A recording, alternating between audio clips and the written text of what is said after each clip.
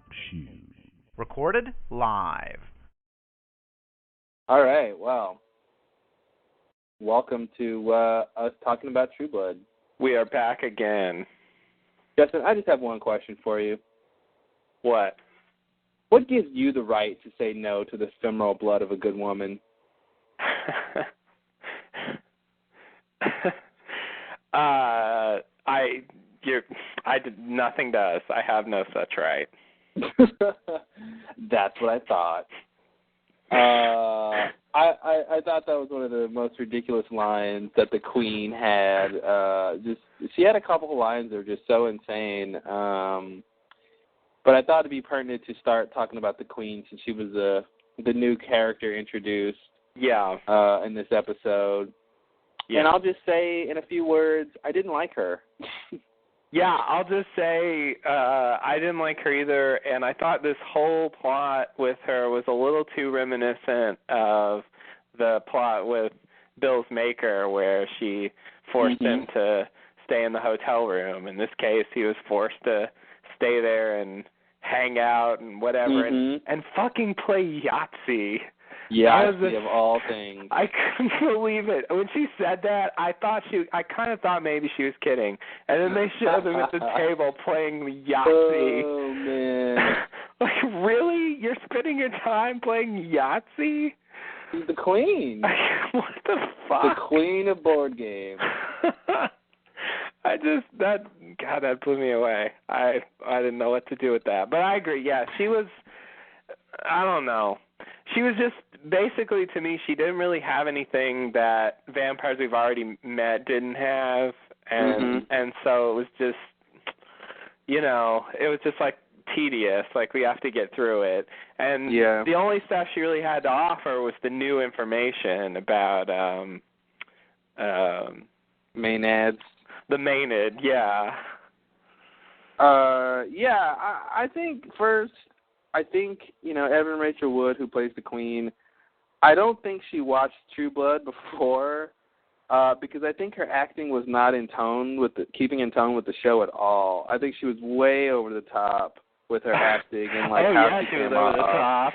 It did not fit it, and I don't know if it would have been helped by casting an older actress because she seemed young and impetuous. Yeah. And I didn't know if an older actress might have curtailed that or if it was just how she acted and how she came off. Because parts of what they tried to do with the character I like, very small parts. But overall, I just thought, I'm like, wow, you're acting like you're on Broadway or something. Yeah. This isn't Broadway. This is a very nuanced show and very dark and brooding and she didn't have that at all. No. She was just very over the top and like she's performing, she seemed like she was performing. Yeah. And then the stuff they had her say just wasn't that interesting. So much of that exposition, even, the Maenad stuff was, half of it I thought was interesting and half of it I thought was stupid. But it was all exposition. Oh, silly Bill, don't you know this? Don't you know that? Well, no, he doesn't know that because that's what he came to you to ask. Yeah. And she knows all this stuff, and she doesn't even seem that old. She says the only hint of how old she was she was talking about the Latvian boy that she wanted Bill to drink from, and she said, he tastes the way they used to in the good old days before the Industrial Revolution, back when she was turned, and she said before the Industrial Revolution ruined everything. Now, she could have been turned a long time before the Industrial Revolution, but it seems like they're saying it was around that time. Yeah, by saying that.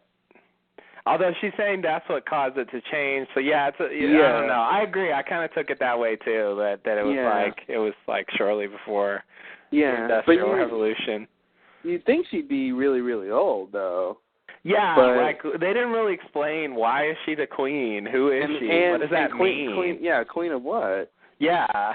Queen of America, Queen of the New World, Queen of... Yeah, and there was a thing that happened a couple times where she would tell Bill she wanted him to stay or do something, and then she would say, "I insist."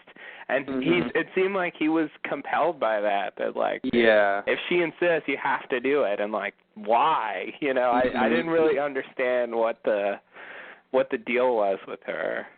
Yeah, well, I mean, it's obviously the royalty aspect of it. Like, there's, I guess, but what gives her that stature? Is it just bloodline? Like, they're she's just royalty in that sense.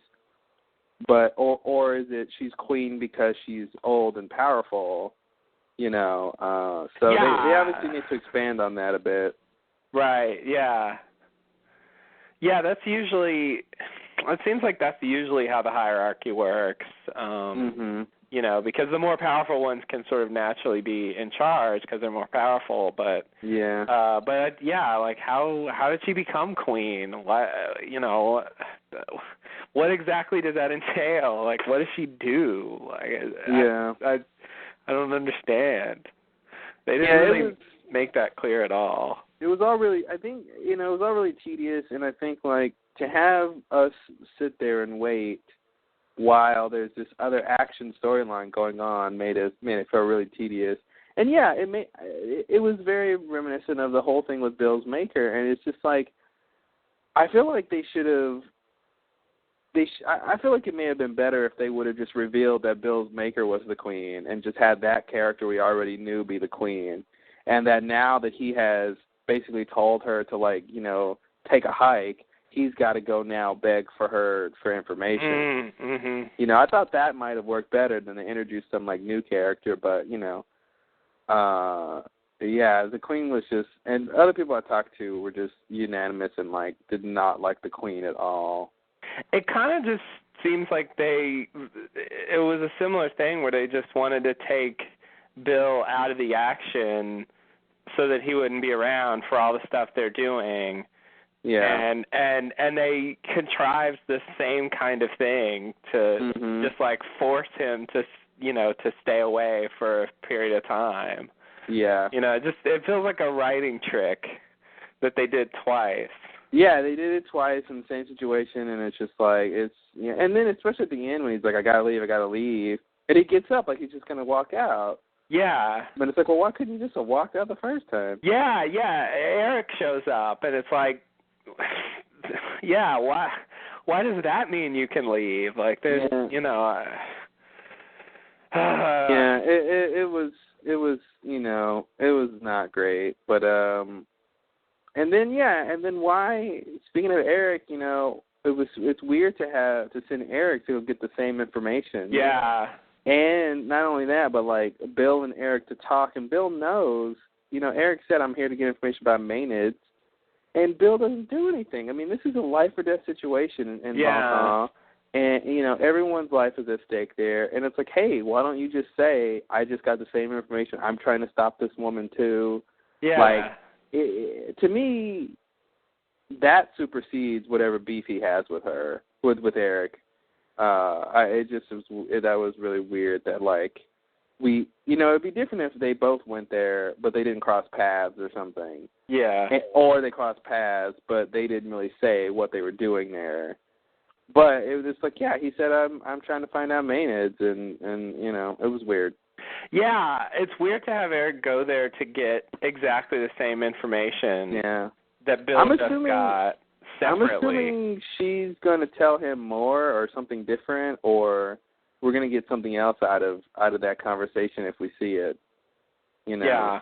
And we're going to have to. I mean, I agree, though. I was thinking that they would have their little bullshit, back and forth, and then it would be like,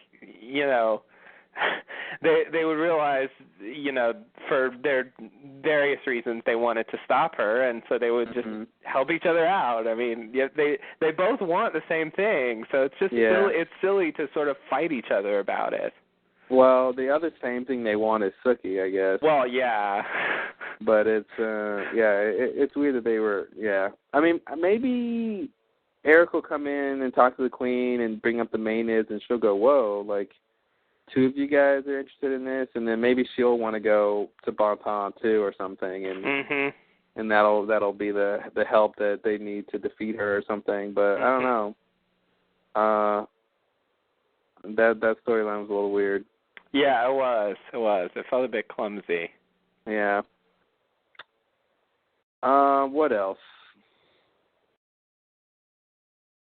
I never like it when I can feel the wheels turning. Mhm. That's always a bad sign. Yeah. There's definitely some other stuff.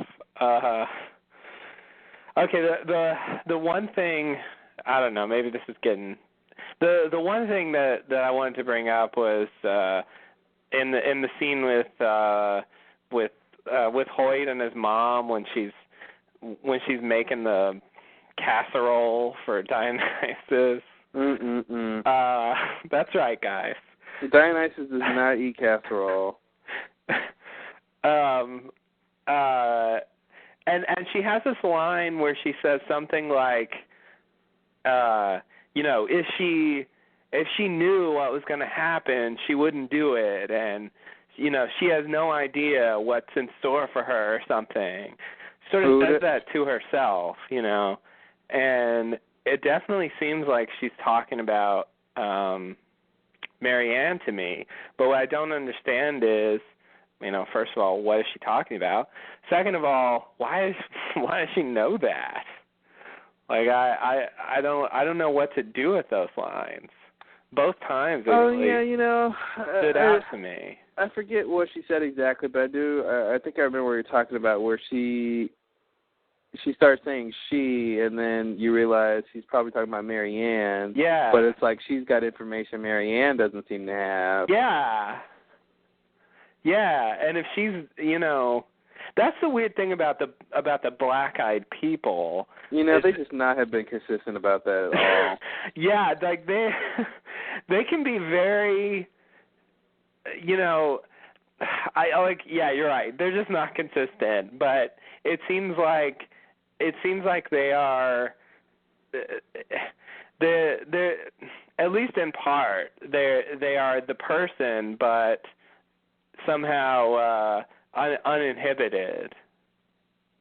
It seems like I think that what they're trying to illustrate, which I don't think came across very well, is that, yeah, in the beginning, when Marianne was first taking control, they basically, when they were under hypnosis, when they had the black eyes, they were very limited in terms of what they were doing under Marianne's influence versus their regular personality. Mm-hmm. And it seems like over time, the more and more they got, the sort of Marianne's personality took over their normal psyche, that their regular personality was infected by that. Mm-hmm. And so once they reached the point to where they always have the black eyes, then basically it's not the first thing we saw, which was just these monotonous sort of mindless people, but it was actually this sort of fully realized personality of themselves, but just, you know, subverted with Marianne's influence. You know, so they have the same thoughts and memories and stuff like that, but they're sort of bad or evil, or as Bill said, they're reverted to their primitive state or something. Mm-hmm. I think that's what they were trying to illustrate, you know, a sort of growth in that, but it came off really, like, jerky, because, like, you know, it really happened in that episode when they were going after Sam. Mm-hmm. You know, it's like one scene they're dancing and that, you know, they're in this trance, and the next scene they're cracking jokes, and Terry's taking control military style, and you know, and he's got these personal wants, you know, he didn't want what's her name to die, and all that kind of stuff, and it was just like, whoa, what's going on here? I think they were trying to illustrate this sort of growth of her influence, that basically, you know, at the same time that she's taken over, their real, like, their personality is sort of being, you know, whatever, you know. It was weird. I think it was a hard pill to swallow, and especially, like, she's making a casserole, you know. Yeah. It's just weird. Yeah, and you can stand there and have a long conversation with them. Yeah, that's just odd. You know, like they're not they're not zombies like that. They have thoughts in their minds. They can talk to you and respond and understand what you're saying, and there's something going on in their minds. It's just sort of like skewed or pushed beyond anything they would normally say or do. Mhm. But it's sort of still them in a way. I want to. Okay, here's the scene I want to listen to real quick. About when she's talking about Marianne. Yeah. You should. I wanted to remember that line, but I didn't. Let me see what she says here.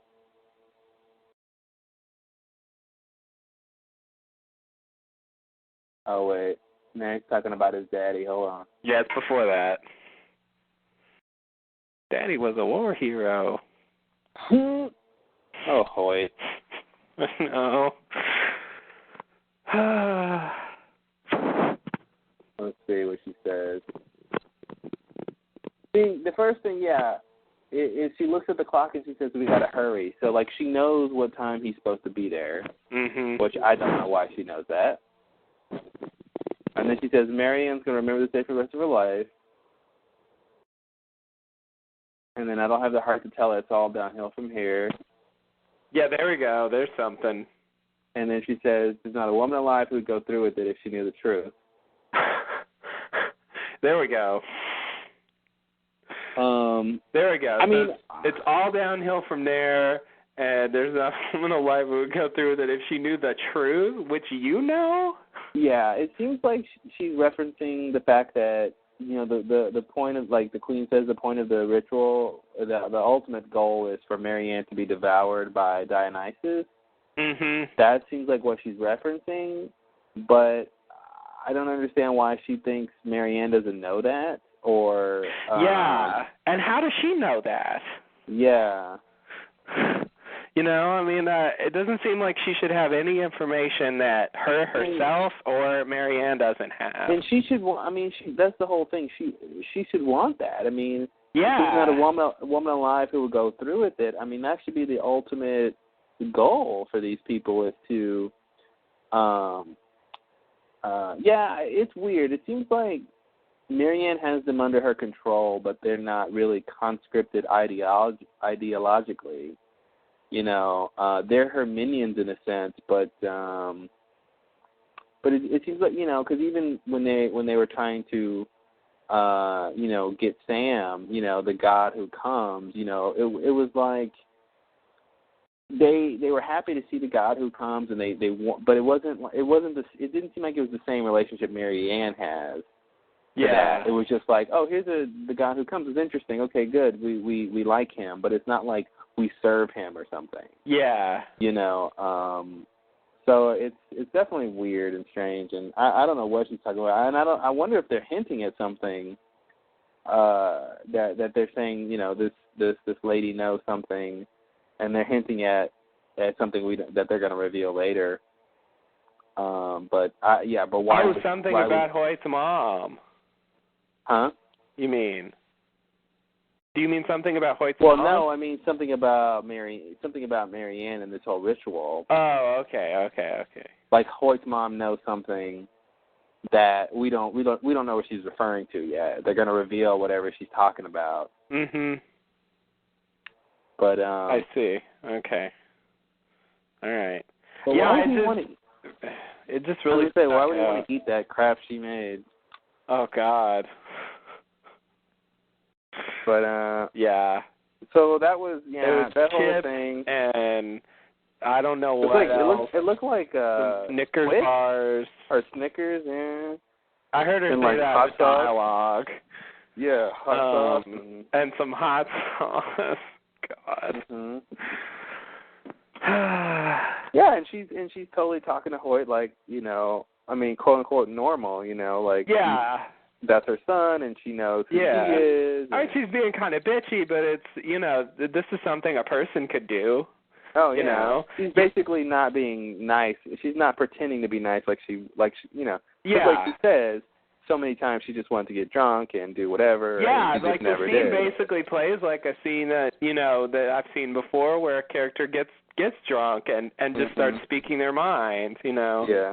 to someone and telling them stuff that they've held in. Like it just kind of plays like that. Like that's why I wanted to say uninhibited. Like the black-eyed thing just sort of tears away any sort of inhibitions that they have. That's what it seems like in that scene, at least.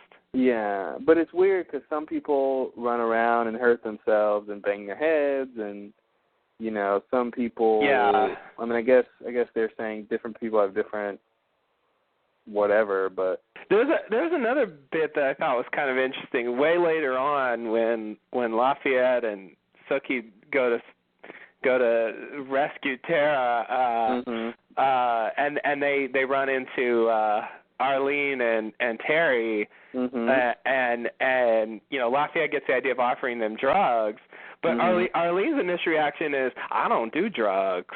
Yeah, that was so weird because you think okay, the drugs is a good idea because they just want whatever nihilistic experiences they can have, or I should say hedonistic experiences they can have, and it makes sense. But then it's like but then she has this idea, oh no, drugs are for losers. Yeah. And it's like, what?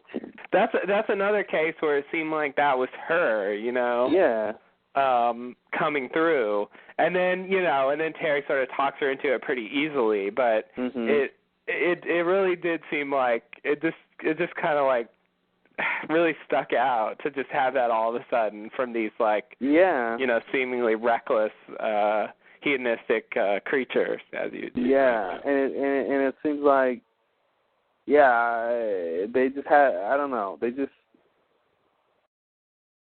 they just haven't really been consistent, and if they're trying to show some sort of growth or progression of that thing, it hasn't been that great. Yeah. That's been all kinds of weird, but so speaking of the Tara storyline, which is one of the better ones, obviously, a lot going on there. Yeah. I gotta say, I feel a bit vindicated with this episode in terms of my early theory. Yes. If you don't say it, I will. You were really on the right track in the previous podcast when you talked about her going to see that lady and the connection of that with the Marianne plot. Like they really are connected now, at least. Yeah, I mean, I gotta say, I forgot about the flashback they showed in this episode. Yeah. And I forgot about the whole black-eyed little girl and all of that, and it did seem. I mean, that's the thing. When Marianne showed up naked with the pig, that's what it seemed like. It seemed like she just showed up out of nowhere. Yeah. And it totally makes sense. And then she went straight for Tara. She went straight to go get her out of jail and do all that stuff. So yeah, I mean, I would have probably put that little piece together if I would have remembered that, but it definitely it was definitely like they're definitely tying this into the whole demon thing and the whole thing in season 1. And now that they've explicitly said that, the fact that Tara was the one who caused Marianne to show up in the first place, I think it's a nice bit of writing, the fact that they have something in season 1 be this important in season 2. Like, not a lot of shows do that, where like this one little part of the storyline is just the whole thing of the next season. You know? Yeah, and I kind of thought that stuff was, finished. I mean, I thought that was just about, her own problems and her mom's problems, and once they sort of got over that, I thought it was just on to the next thing. I really didn't think anything more would come of that. Yeah. I really thought, seeing the woman at the Walgreens and then having her murdered, I thought that was the end of that. It never really. Yeah, and that was the whole thing because, see, that's the thing. They were flip-flopping back and forth between whether or not, what was her name, Miss Janine, whether or not she had power or not, whether or not she was real. Yeah. And they kind of flipped back and forth. And then when we saw her at the Walgreens or whatever, and it's like, oh, okay, she's a fake, and then she winds up dead. You thought that was done, but it's also like that was the big mystery that they hadn't solved, is who took her heart. Yeah. And why. And now we realize that was tied to Marianne, of course. And I believe what we're supposed to gather from this episode, for what Marianne tells Tara, is that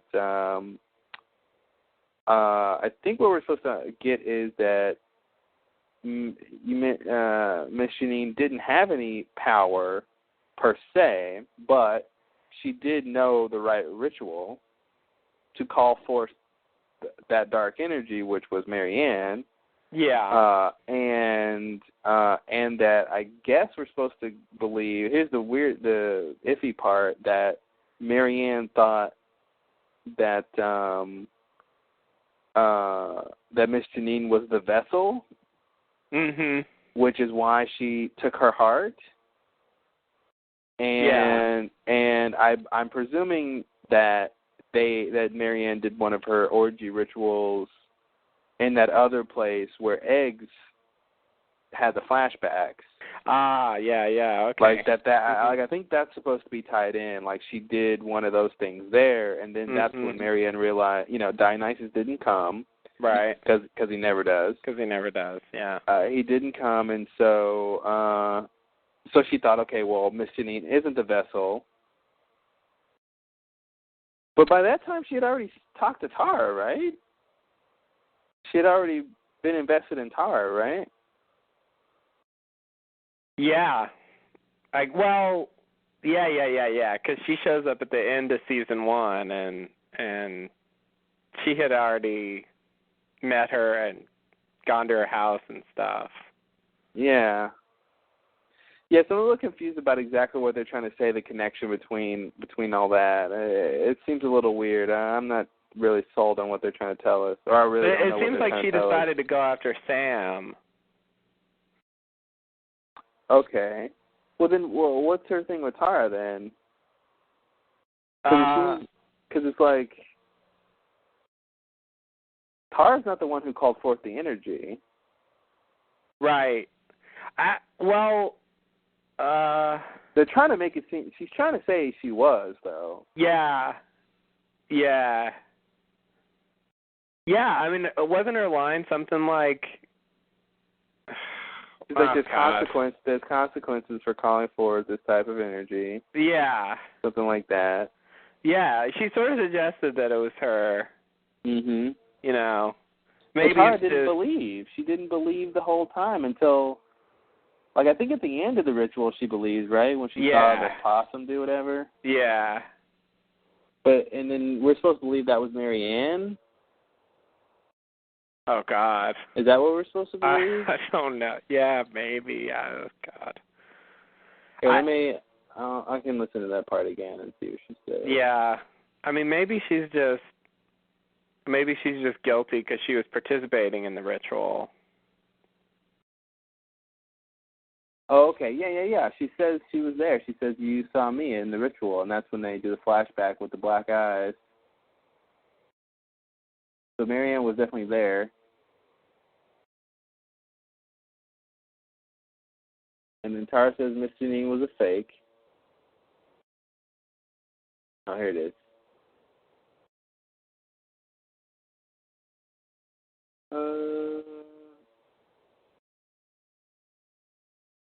Ritual is a powerful thing. Calling forth that kind of energy has consequences. So she was real? And then she says no. And then she says, I should have known she wasn't the vessel, but you have to try every option. This is the exposition that I think really muddles their point here. Yeah. They're trying to explain what happened, and they go, oh, it was like, oh, okay, we didn't think she was real. Then she goes, oh, no, she was real because I was there. Like, she called me, and then she says, oh, so she was real? Oh, no, she wasn't real. No. Yeah, they want to stick with the season 1 revelation but they want to use it for this. Yeah. So, yeah, that part's a little clunky. Yeah, I guess I'm trying to say it's not Tara's fault that Marianne showed up, but that Tara is the person that needed Marianne. Marianne thinks Tara is the kind of person who needed her help. Yeah. So that's why she came and invested herself into her. Yeah. I did like that line Tara has when Marianne is like in this next part where she's fed up with listening to Tara and she just starts to vibrate to try to put her back under her control. Mhm. And she goes, "That doesn't work on me anymore." And I love that line. I just don't know why Tara thought that. Me either. I don't know why she thought that. I mean, it'd be different. I mean, honestly, I would love this storyline better. The fact that Tara escapes to go save eggs, if she escaped under the guise of thinking Marianne can control her. Because to me that was, and it seems like I guess that's why. Because nobody ever said that. Like when Tara was trying to escape, Lafayette and Sookie never said, you know, hey Tara, when you go there, Marianne's going to be there and she's just going to control you again. Yeah. You know, they never said that, and it seems like they didn't say that because we're supposed, you know, I guess the subtext is that she brought him out of it, therefore she can't be put back into it, which of course isn't true. But yeah. it seems like that's what they were working with when they were writing that part of it.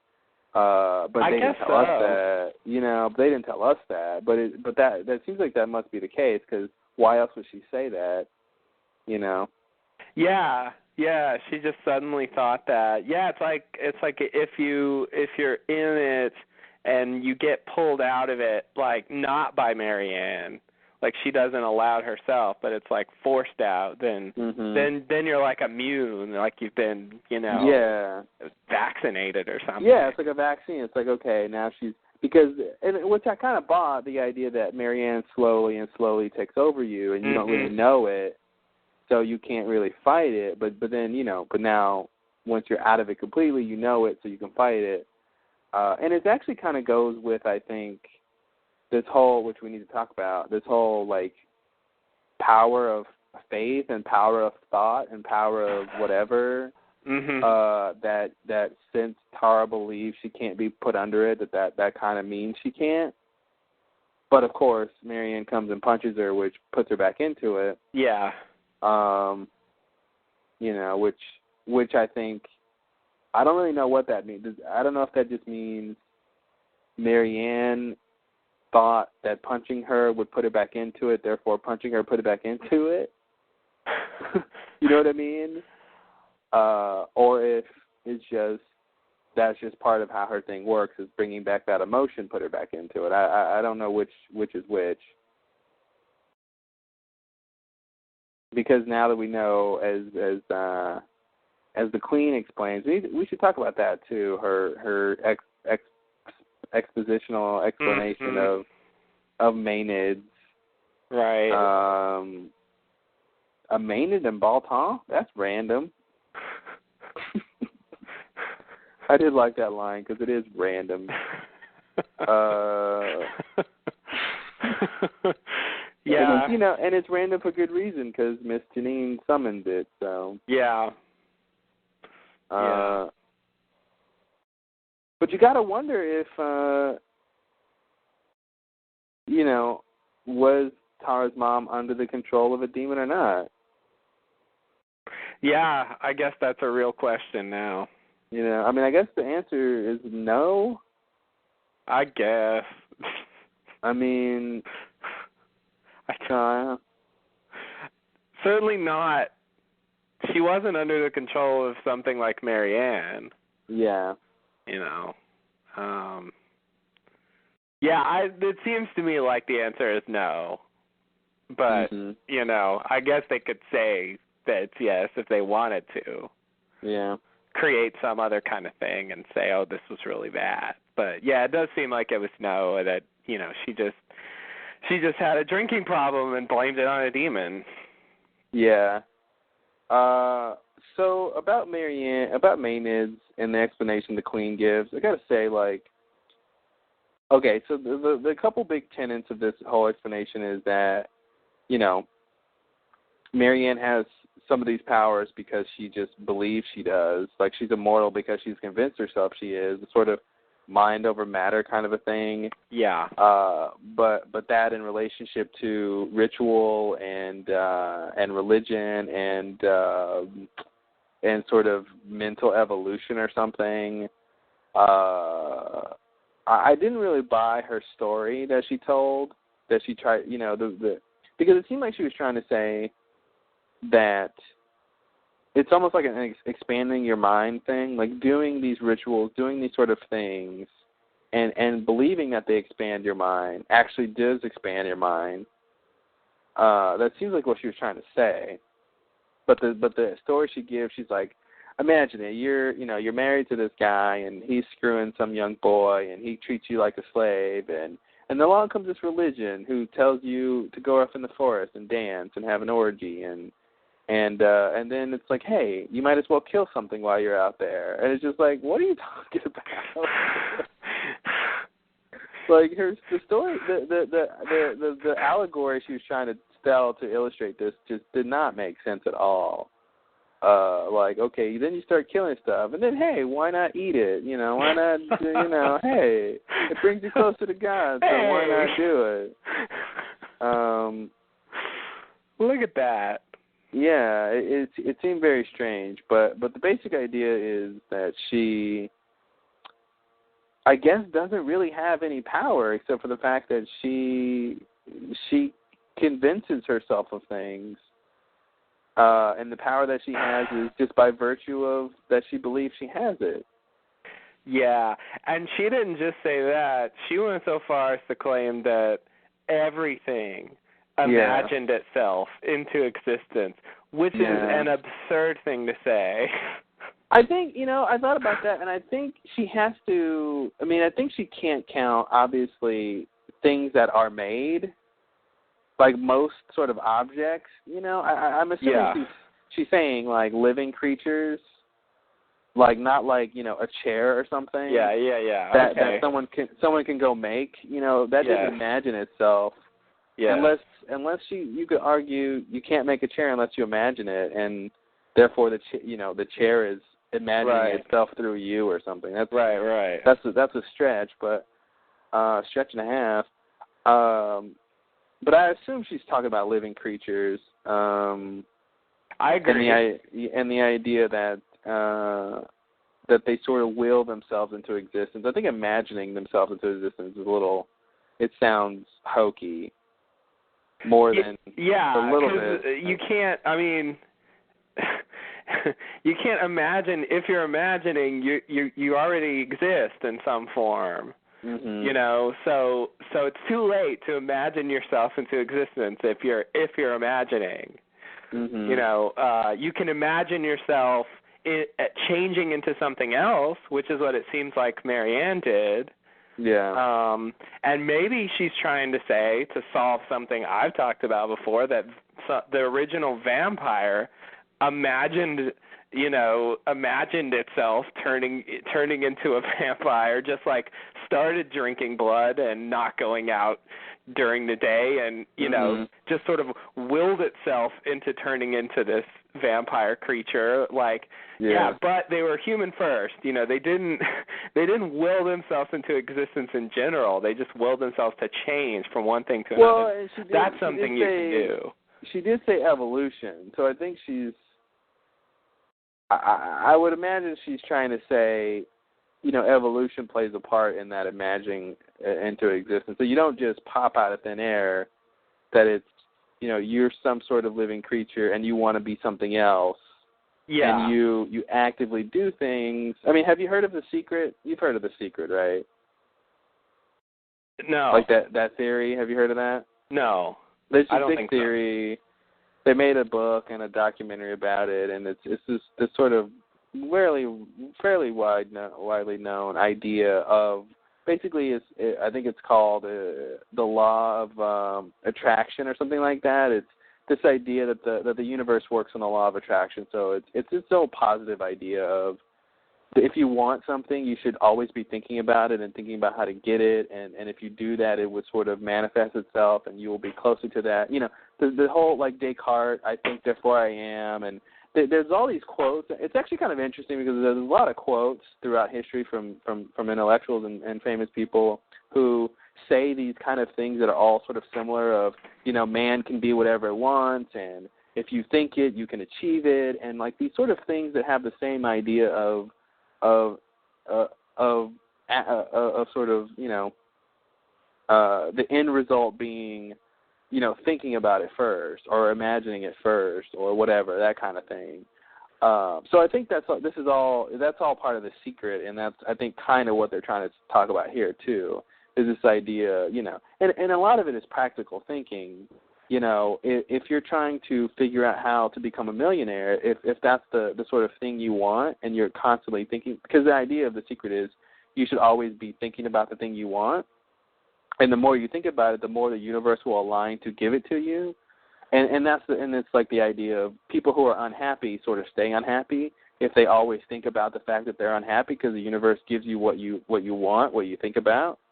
So if you think about the fact that you're unhappy and depressed all the time, then you will stay unhappy and depressed, and the universe will keep you unhappy and depressed. But if you think about being positive and think about whatever, if you think about the job you want, you know, then the universe will align to get you that job. And I think the real world explanation simply is that, you know, if you're trying to figure out how to, you know, be a millionaire, and you're always thinking about that, then you're more likely to come up with an idea that will get you there. Mm-hmm. Yeah. You know, that's just sort of the real world aspect of that.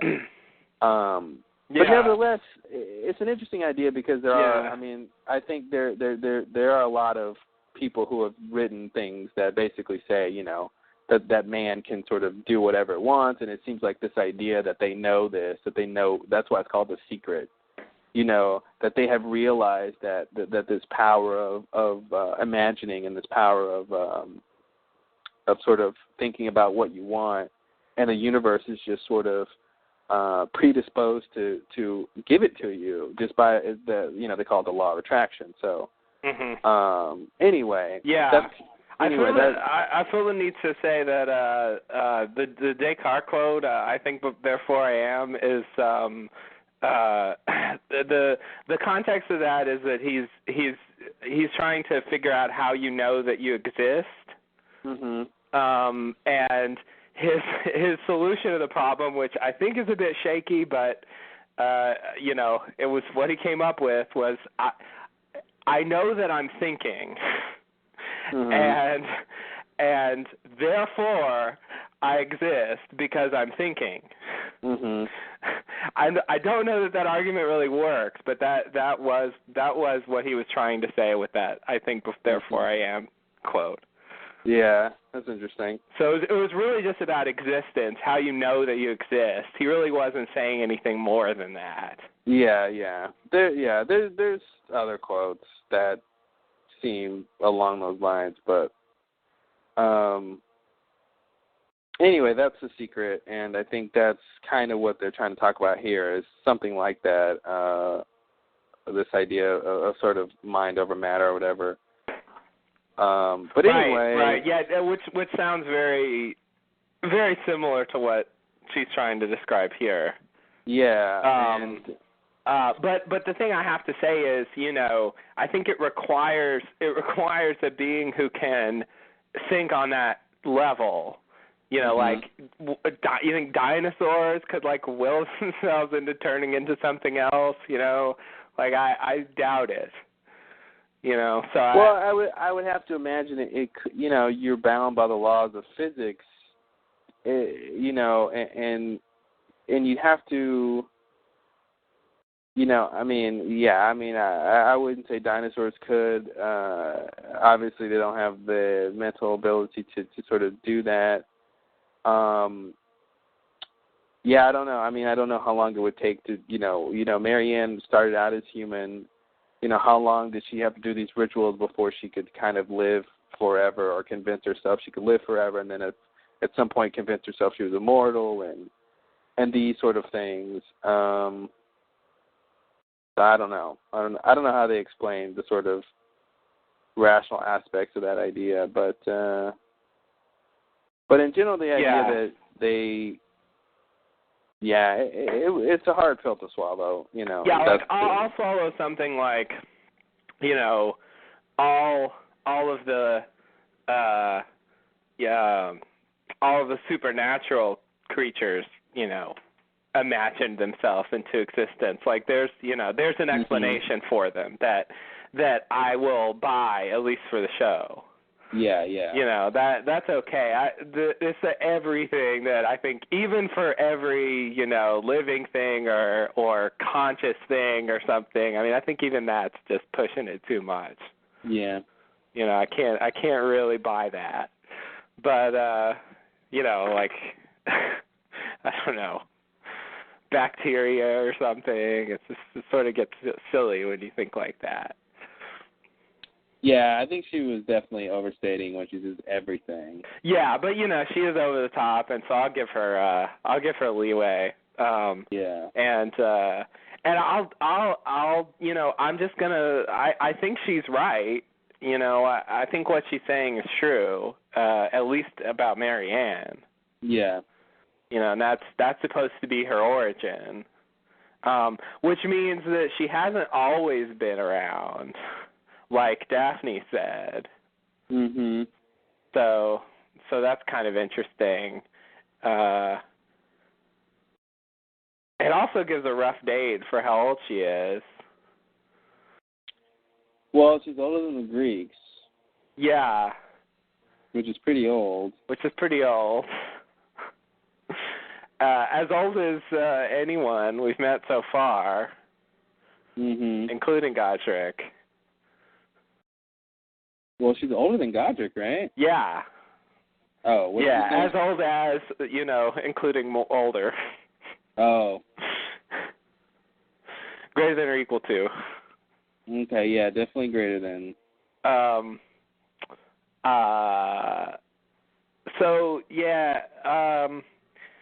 So the other thing I want to mention about that is in the Yahtzee portion, where she has this, where she starts talking about Dionysus and how he never comes, and then she has this line. Whoever wrote this, I'm sure, was very pleased with themselves. Let's see. Gods only exist in the minds of humans, like money and morality. Yeah. Very, yeah.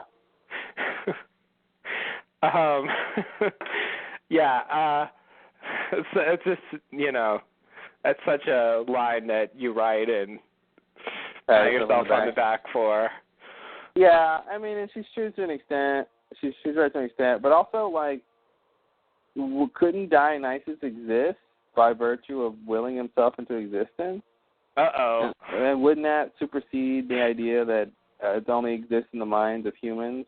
It certainly would, and that's the other thing I wanted to press about that, because then later she says, I didn't say that he doesn't exist. I said he never comes, and I want to say, no, that's not quite what you said. You said he only exists in the minds of humans.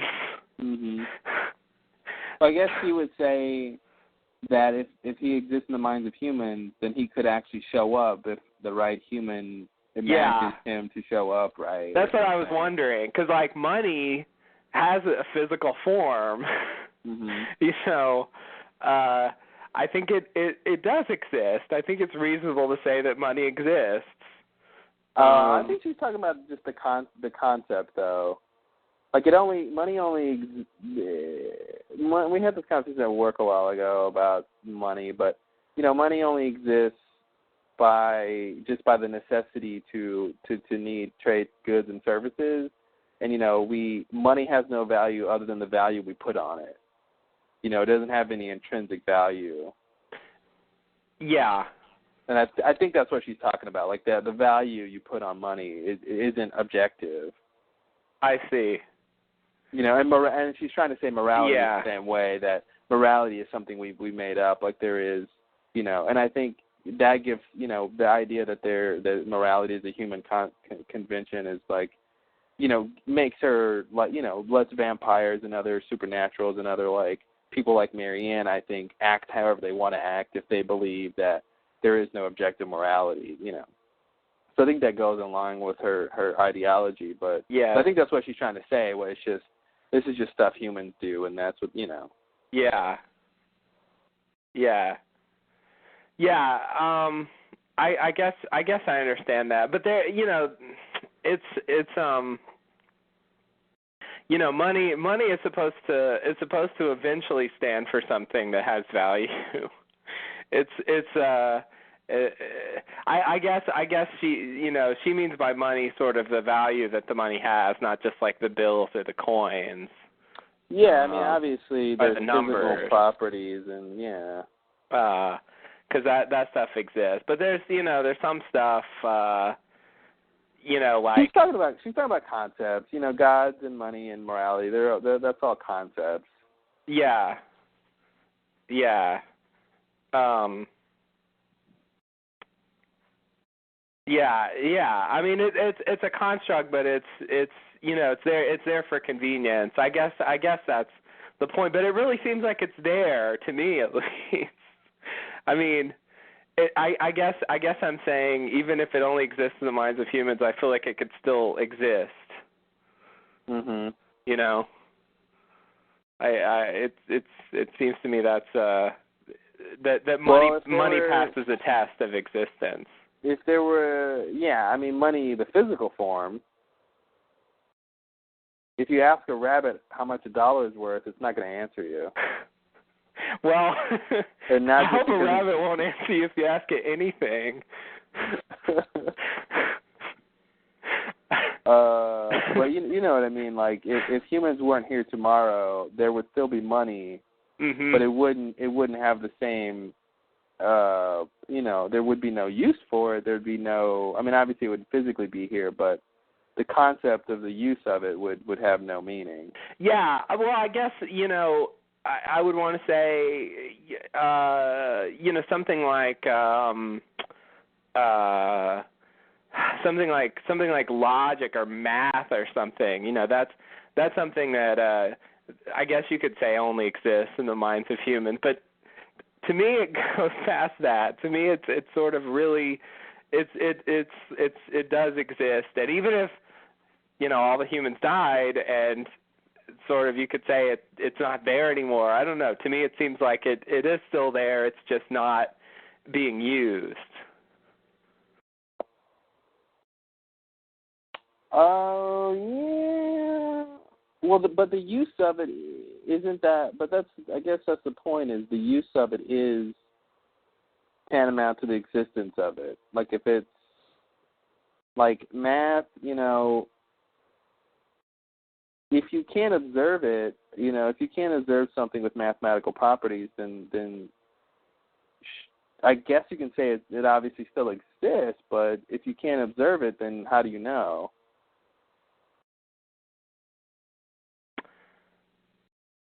Yeah, I guess that's the thing. Math is to me,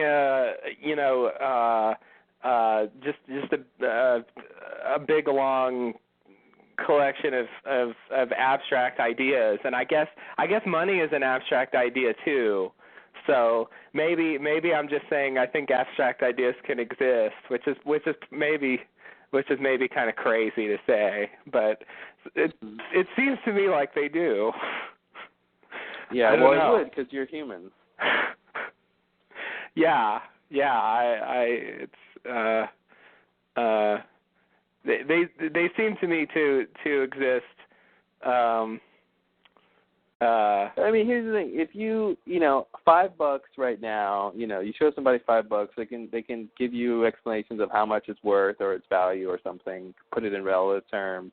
You go back 1,000 years, you show somebody $5, and it just has no value. It has no meaning. It's an object like anything else. I mean, people used to trade, anything that they considered valuable as currency. I think it was Sweden or some European country somewhere. It used to be flowers. It used to be like rare flowers they would use as currency.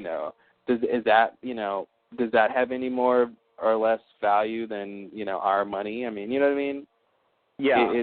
It's there's a point at which I think it's just the use of it that gives it its meaning and therefore its existence above and beyond its physical, existence.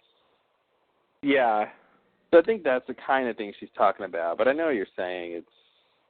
It's pretty close to, if a tree falls in the woods, does it make a sound? It makes a sound in the sense that there's physical properties involved, but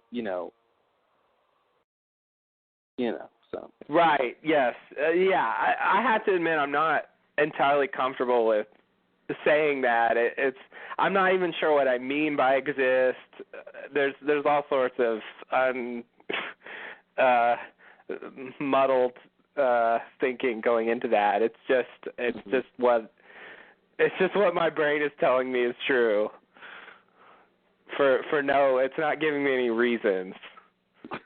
I have the sense that money exists, and that's Well, I mean, but yeah, the physical properties of money exist. True. Right, but I feel like it exists as an abstract idea. The idea of using some kind of object to represent a certain value. But that value is totally subjective, and the difference between money and math, because there's only one, is that if there are no people, even if you don't say even if you don't say dollars or modern currency, even if you want to say a rock or any physical object, if you want to call that money, you're placing a value on it, and the person that you are dealing with, or even if it's sort of yourself, but it makes sense to have at least two parties involved, has to agree or have an opinion about that value that you're placing on it for it to make any sense. And without the people there to place value on it, what value does it have? The natural world doesn't place value on it. There's no intrinsic value placed on it, and I think that's different than math or, physics or something that, obviously has sort of properties unto itself that you need to observe to appreciate, but you can, I think, argue in the absence of observation would still exist. Yeah. But the value of money, I don't see how it exists without people to place value on it. And it's the value that makes it work. The physical property is obvious, but it's without someone to say, I value it at this, this is valuable to this degree, then where does the value come from?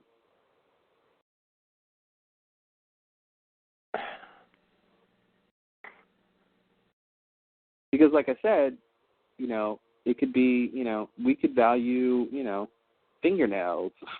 We could trade fingernails for goods and services if we valued that, we could, so it's like the concept, I think, is separate from the physical attachment of the concept, but the concept is still coming from people. Yeah, I agree.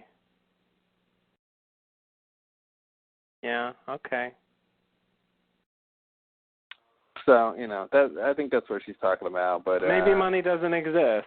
Maybe it doesn't. Tell that to your bank. Yeah. There was an interesting sort of thing I saw online, this little post somebody had where it was a series of emails that they posted back and forth between this guy and this creditor, and this lady was like, this email that said, like, you owe, $296 in your account, and an email to the guy, and the guy emailed back this picture that he drew of a spider, and he said, please take this spider as payment in full of the balance owed.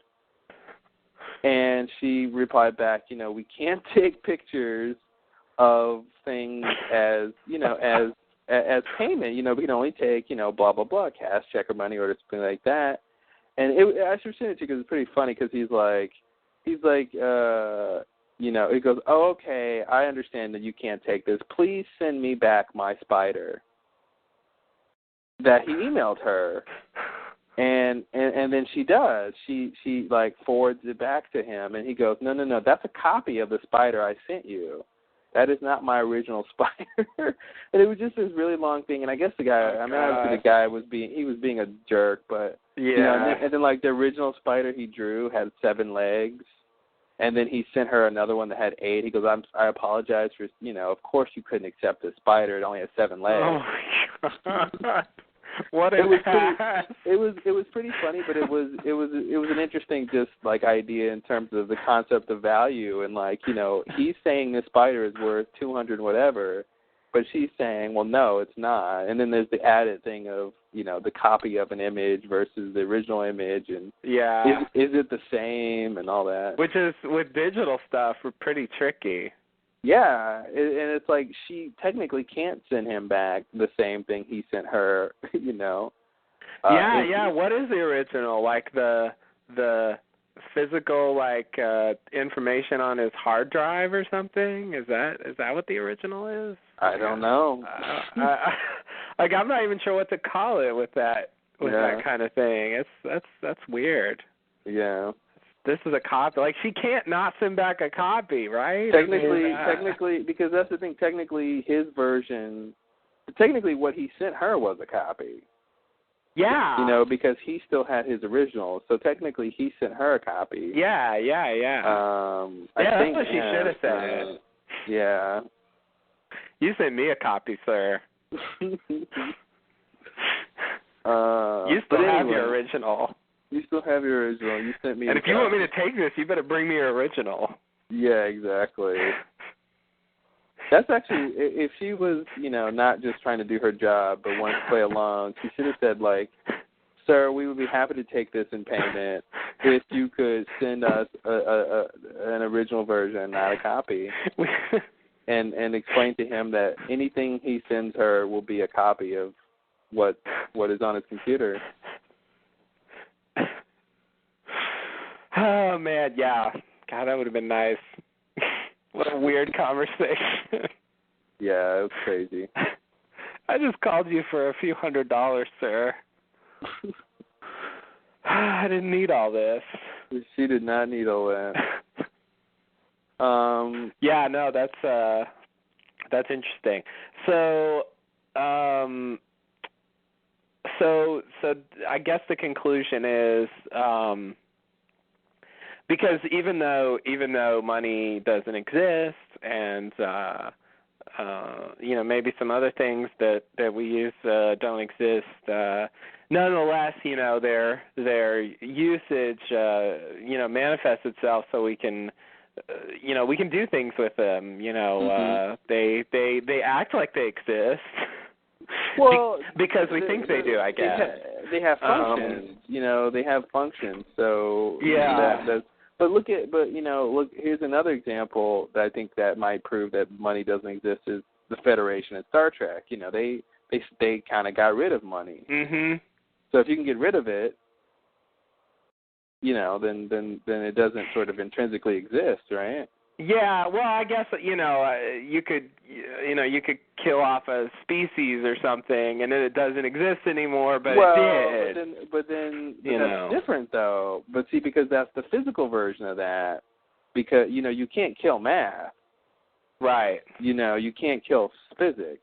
You know. Yeah. You can, and the same with money. You can destroy the physical properties. And that's of the thing. Like, the Federation didn't use it, but, you know, money still existed. You know, other people used it. Well, yeah, but they could if they had the same, you know, if they wanted to get rid of it. If they tried.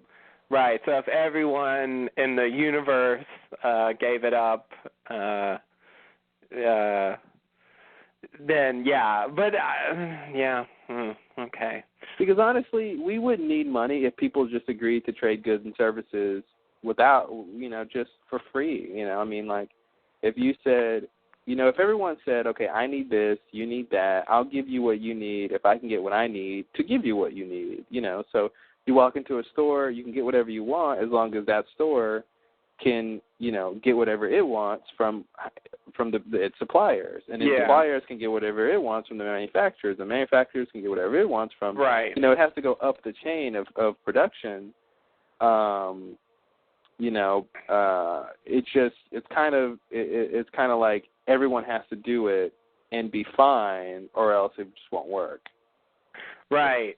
Yeah, I guess I'm no economist, but my understanding of it is that it's convenient to have currency that because for efficiency reasons, like the things that different people want are so various, and the things that they can provide to others are so specific that that it's just not efficient to have the person who needs this get it from the person who provides that, and vice versa.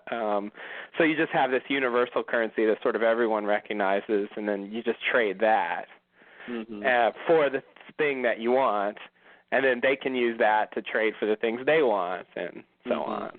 That's my armchair economist understanding of how it works. Yeah. So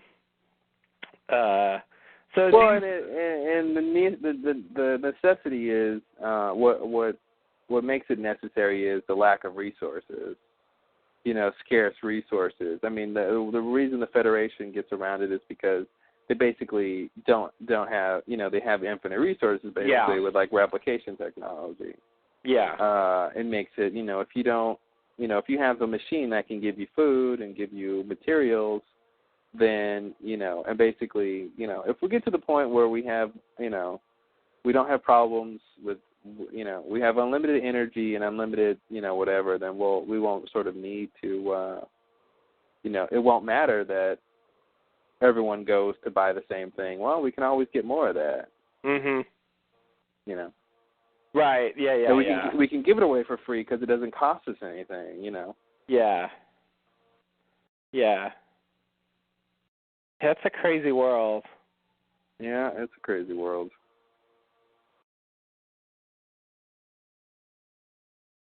But back to the show. The point I was originally going to make was that even if money doesn't exist, it still acts like it exists. I should say it does stuff. You can do things with it. So Dionysus, even if he doesn't exist or only exists in the minds of humans or something, he could still do something. Yeah. I guess. So maybe maybe we'll still. I have to say I'm really curious to see if they're gonna actually go through with showing Dionysus. I don't think they will. You don't think they will? I think this is their out by saying he never comes. Okay. Yeah, and by saying I don't think Sam is the perfect vessel. Yeah. I don't think she's been doing this all these years in millennia, and then all of a sudden this one's going to be the right one. It'd be interesting. I just don't see how they could show Dionysus where it would make any sense. I agree. I can't even imagine what they would show. It frightens me, but I'd like to see him try. It was weird, another thing, she was very, dismissive of Maenads and I don't understand. She said they were stupid or something. Yeah. I don't understand why they're, she doesn't seem stupid. She seems pretty smart to me. Yeah. I think she was saying they're stupid about that specific thing, although she did seem to generalize. But yeah. Well, they're stupid to think he'll never come. Yeah. Although he doesn't want to rule out that he doesn't exist. Yeah. Yeah. It's I don't know. It seems like maybe they're stupid for organizing their lives around that particular thing or something. But in in other respects, it doesn't. It's like she's the one playing Yahtzee all night. Yeah. Good point. What are you doing with your bullshit time? life is that? Yeah. all she's Yeah. doing is, drinking people's blood and playing games. Like, is that any Yeah. more noble than, like, someone trying to reach their God? I don't know. Yeah. I guess from her perspective it is, but yeah, it's she's not exactly pursuing a really amazing life. And I think it's weird that they've settled on this name Dionysus as this god, but Marianne predates the Greeks. Right. So they claim. So yeah, but I think what they're trying to tell us is that the idea. I mean, it's true. The idea of Dionysus is sort of inherited from a pre-Greek culture. Mm-hmm. And so, this god that Dionysus was eventually called was around before that. Mhm. Yeah, I guess. I think that's the idea. It is a little weird, though. Yeah. Because it's like they go back and forth from really specifically making it Dionysus and a Maenad to generalizing and saying, oh, it's not really that. It's more, it's broader than that, and there's other names. Yeah. It was before the Greeks, and I don't know. That's a fine line they're walking with that stuff. Yeah, it is. The big thing about her personality that I think they tried to show, because they do try to, I think, every time we see a new vampire, give us something new about vampires or something. Her big thing was she was really, pro-homo is the only word I can come up with to describe it. Like, her solution to everything was have two people have sex, of the same sex have sex. Like, I don't know. Mm-hmm. It's just, that'll solve it somehow. Although I do think Eric and Bill should just go ahead and sleep with each other to get the tension over with. I agree with her on that point. I haven't enjoyed sex with men since the Eisenhower administration. That was the other big line of hers I liked, along with how can you say no to the femoral blood of a good woman? Also, yeah, that was the other line. It's such a ridiculous line. It really is. Eisenhower administration. Like, yeah. Okay. It's I don't know. It's hard to. I don't know what to do with that line. Yeah. It's like. Well, I gotta say, apparently, she's pretty old, so sex with men did last a long time. Mhm. Yeah, you're right. It did, it served its purpose for that wasn't quite a that long long ago in the scheme of a vampire's life. No, it wasn't. But yeah, I mean, of course, we expect vampires to be, pansexual or whatever. Just will do whatever they want to do. Yeah. Yeah, because they don't really seem to be very judgmental about stuff like that. It's when you try to be human that they kind of get a little uptight. I love when the guy told Bill, "I will have the sex with you." Yeah. Oh man, that was hilarious. And Bill is such a prude. He's like, "That won't be necessary." Yeah. Oh, Bill, you're such a prude. Bill is definitely a stick in the mud. So the other big thing that they brought up that we said they should bring up, actually there's two things regarding this kind of stuff, is one is Eric mentioned the fact that, Sookie drank his blood, so she's attracted to him, and Bill did have Sookie drink his blood too. Yeah, which I had forgotten about. Yeah, and I think, Sookie needs to realize that too, that her, devout affection for Bill is colored by the fact that she did drink his blood, and I don't think she's put that together. I agree. I don't think she's put that together either. And I also want to note something we talked about last week. They had a little scene with Lafayette where they confirmed that was the second thing. Yeah, that was the second thing I was going to mention was that he's having the dreams too, which he should be. Yeah. So they did go down that road. The thing I feel like is going on with that is the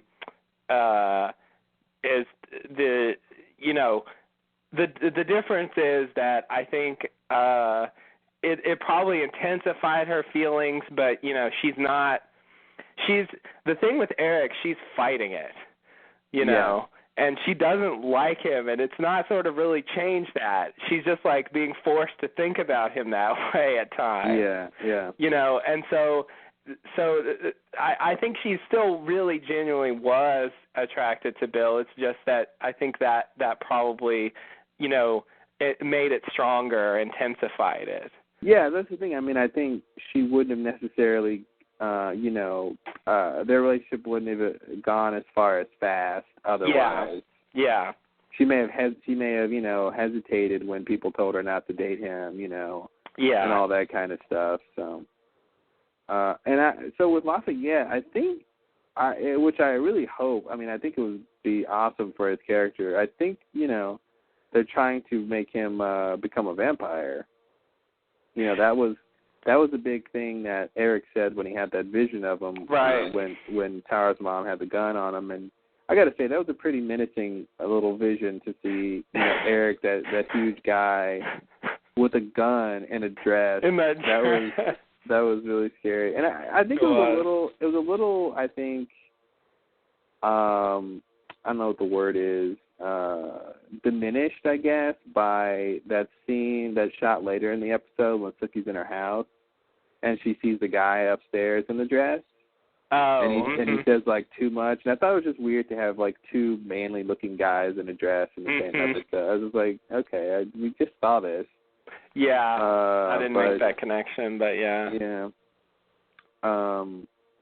But that was the big thing Eric said was, you know how you feel with my blood inside you. Being a vampire feels, a million times better than that or something. Mhm.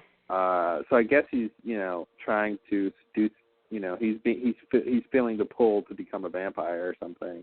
Yeah, which was a thing that it seemed like they had dropped that completely. Mm-hmm. So yeah, since they brought it back up, maybe they really are going down that road again. I had this really lame thought about Lafayette selling the V again, which is that they just asked him to do it for the money. So that the vampires could get the money? Yeah.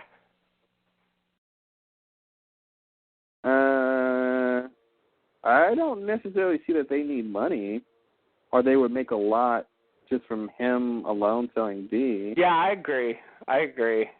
It's a little preposterous, but I was just like, maybe they're just like, I thought you were going to say a little extra income, which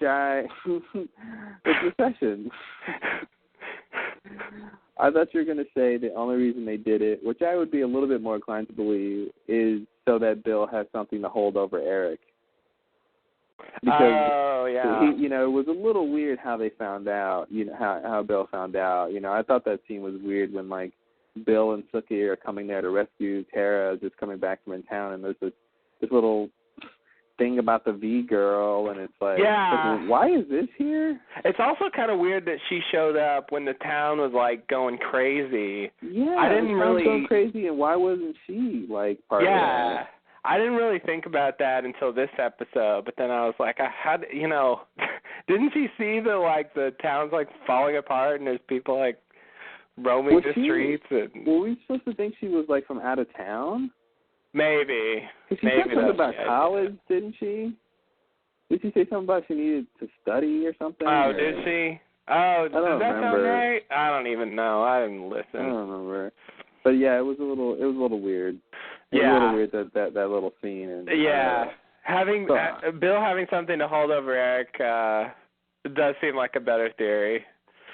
But I'll just throw the maybe they just want money. Side income theory out there. Hey, you know what? Eric has to pay Sookie, so maybe he's like, I need there to you go. code, so. So speaking of Sookie, can I say, you know, I really like her character. There's times when she's really frustrating, but when it comes time to get shit done, she gets shit done. I mean, she's got this tenacity like a I don't know what, and it's really infectious, I think. And one of the things I wanted to mention in terms of Marianne, and in terms of like everything that's going on, and tying this into Sookie and her greater purpose and stuff is, you know, they said that the whole thing with Marianne and the maintenance is that, you know, they believe XYZ and then it can kind of happen. And so that scene with Sookie and Lafayette when they're standing outside of her mom's house and they're talking, and she says, you know, she's looking at her grand's house, and she says, you know, people who are the exact opposite of her are now occupying it. Everything she stood for, you know, these people are the exact opposite. You know, why is there so much bad in the world? And then Lafayette says, because they're weak. And then Sookie says, well, I'm not weak. And so if there's one thing Sookie has is that she's convinced she's strong and she's not afraid of anything. Mm-hmm. And I feel like they might be trying to hint to us that she is strong and she is capable because she believes she is. Which makes her like Marianne. Like, she's the opposite of Marianne in terms of good and bad and stuff, but the core quality is still there of believing you are something and being that thing. And I wonder if they're going to try to nail that a little bit closer. And do you think that ties in with her yeah, that might tie in with or whatever her power. Yeah, like she's got this power of goodness the same way Marianne has this power of evil. You know, but it's the same idea of just sort of blindly believing. You know, I don't know what. I mean, Sookie should have no reason to think she's that way. She just thinks she is. You know. Yeah. She just thinks she's strong and capable and not afraid of anything, and she turns out not to be. You know. Yeah. And I feel like they have to connect those two. I feel like they have to. Yeah, I thought that bit was weird.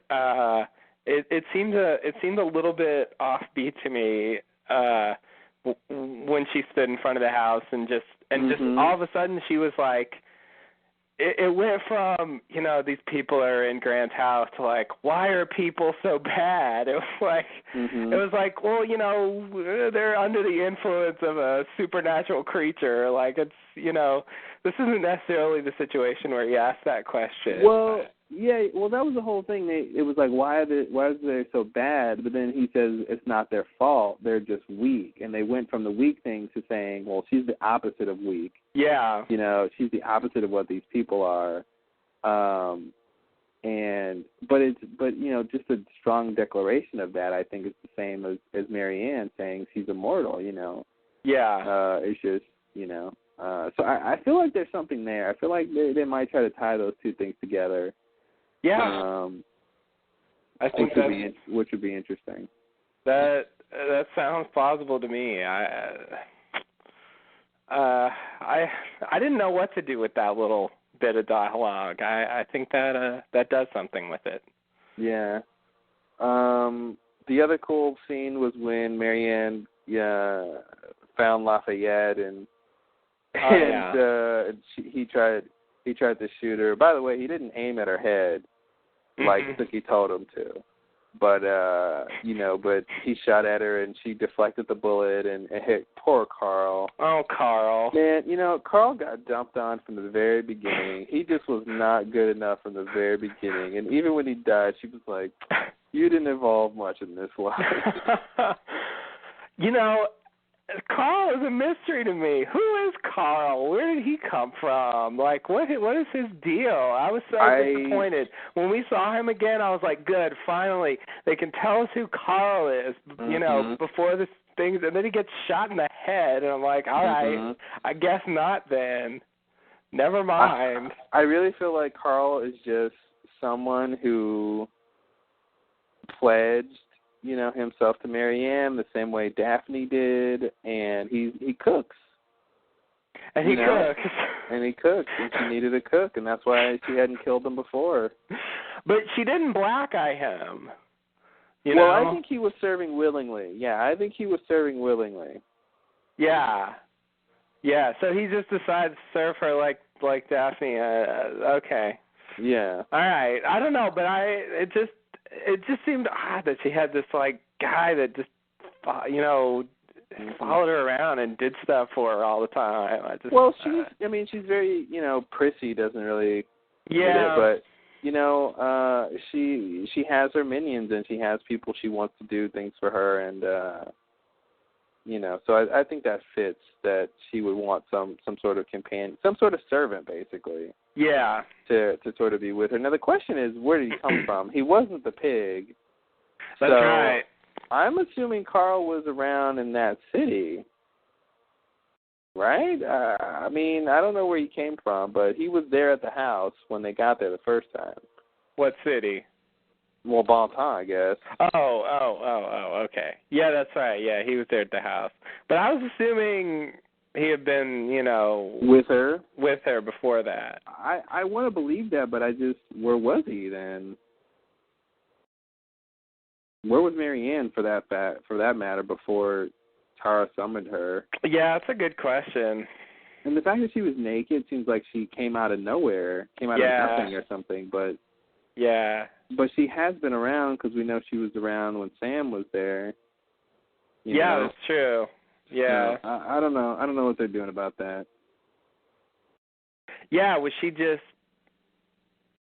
somewhere else in the world when she got summoned, and then she just appeared there like that? Is that the idea, or was she really not anywhere, and then she was summoned and she appeared? Oh, I don't know. Maybe she exists in the minds of humans, like money and morality.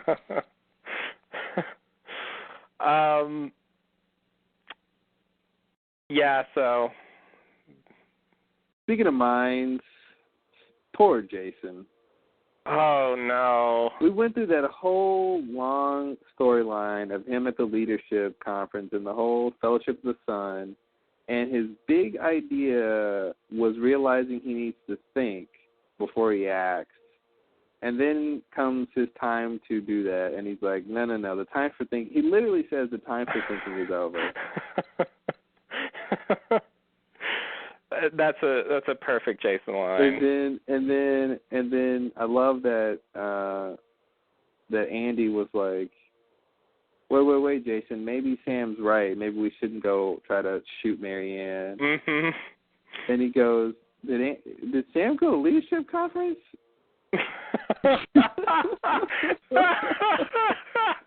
That is what he said. I couldn't believe he said that. It's like, did you train to be a leader for a couple of days? No, I did. That is such a shit response. I have to admire how bad it is.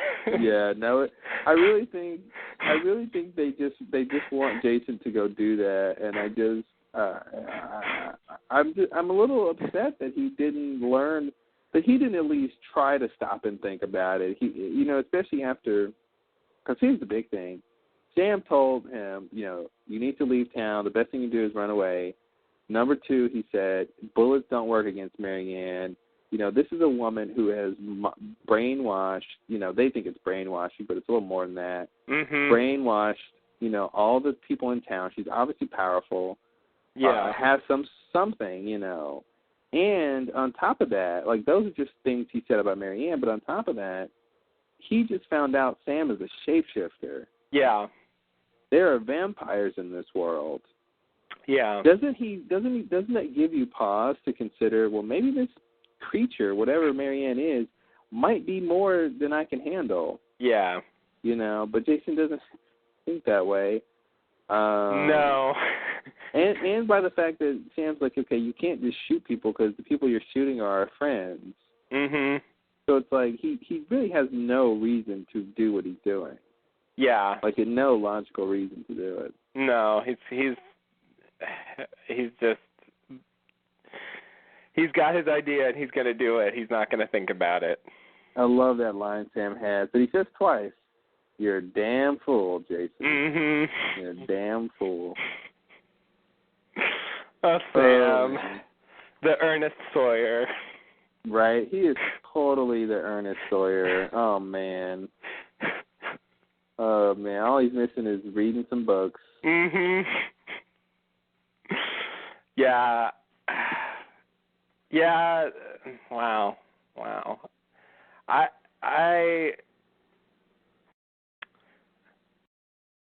The Jason subplot was weird because they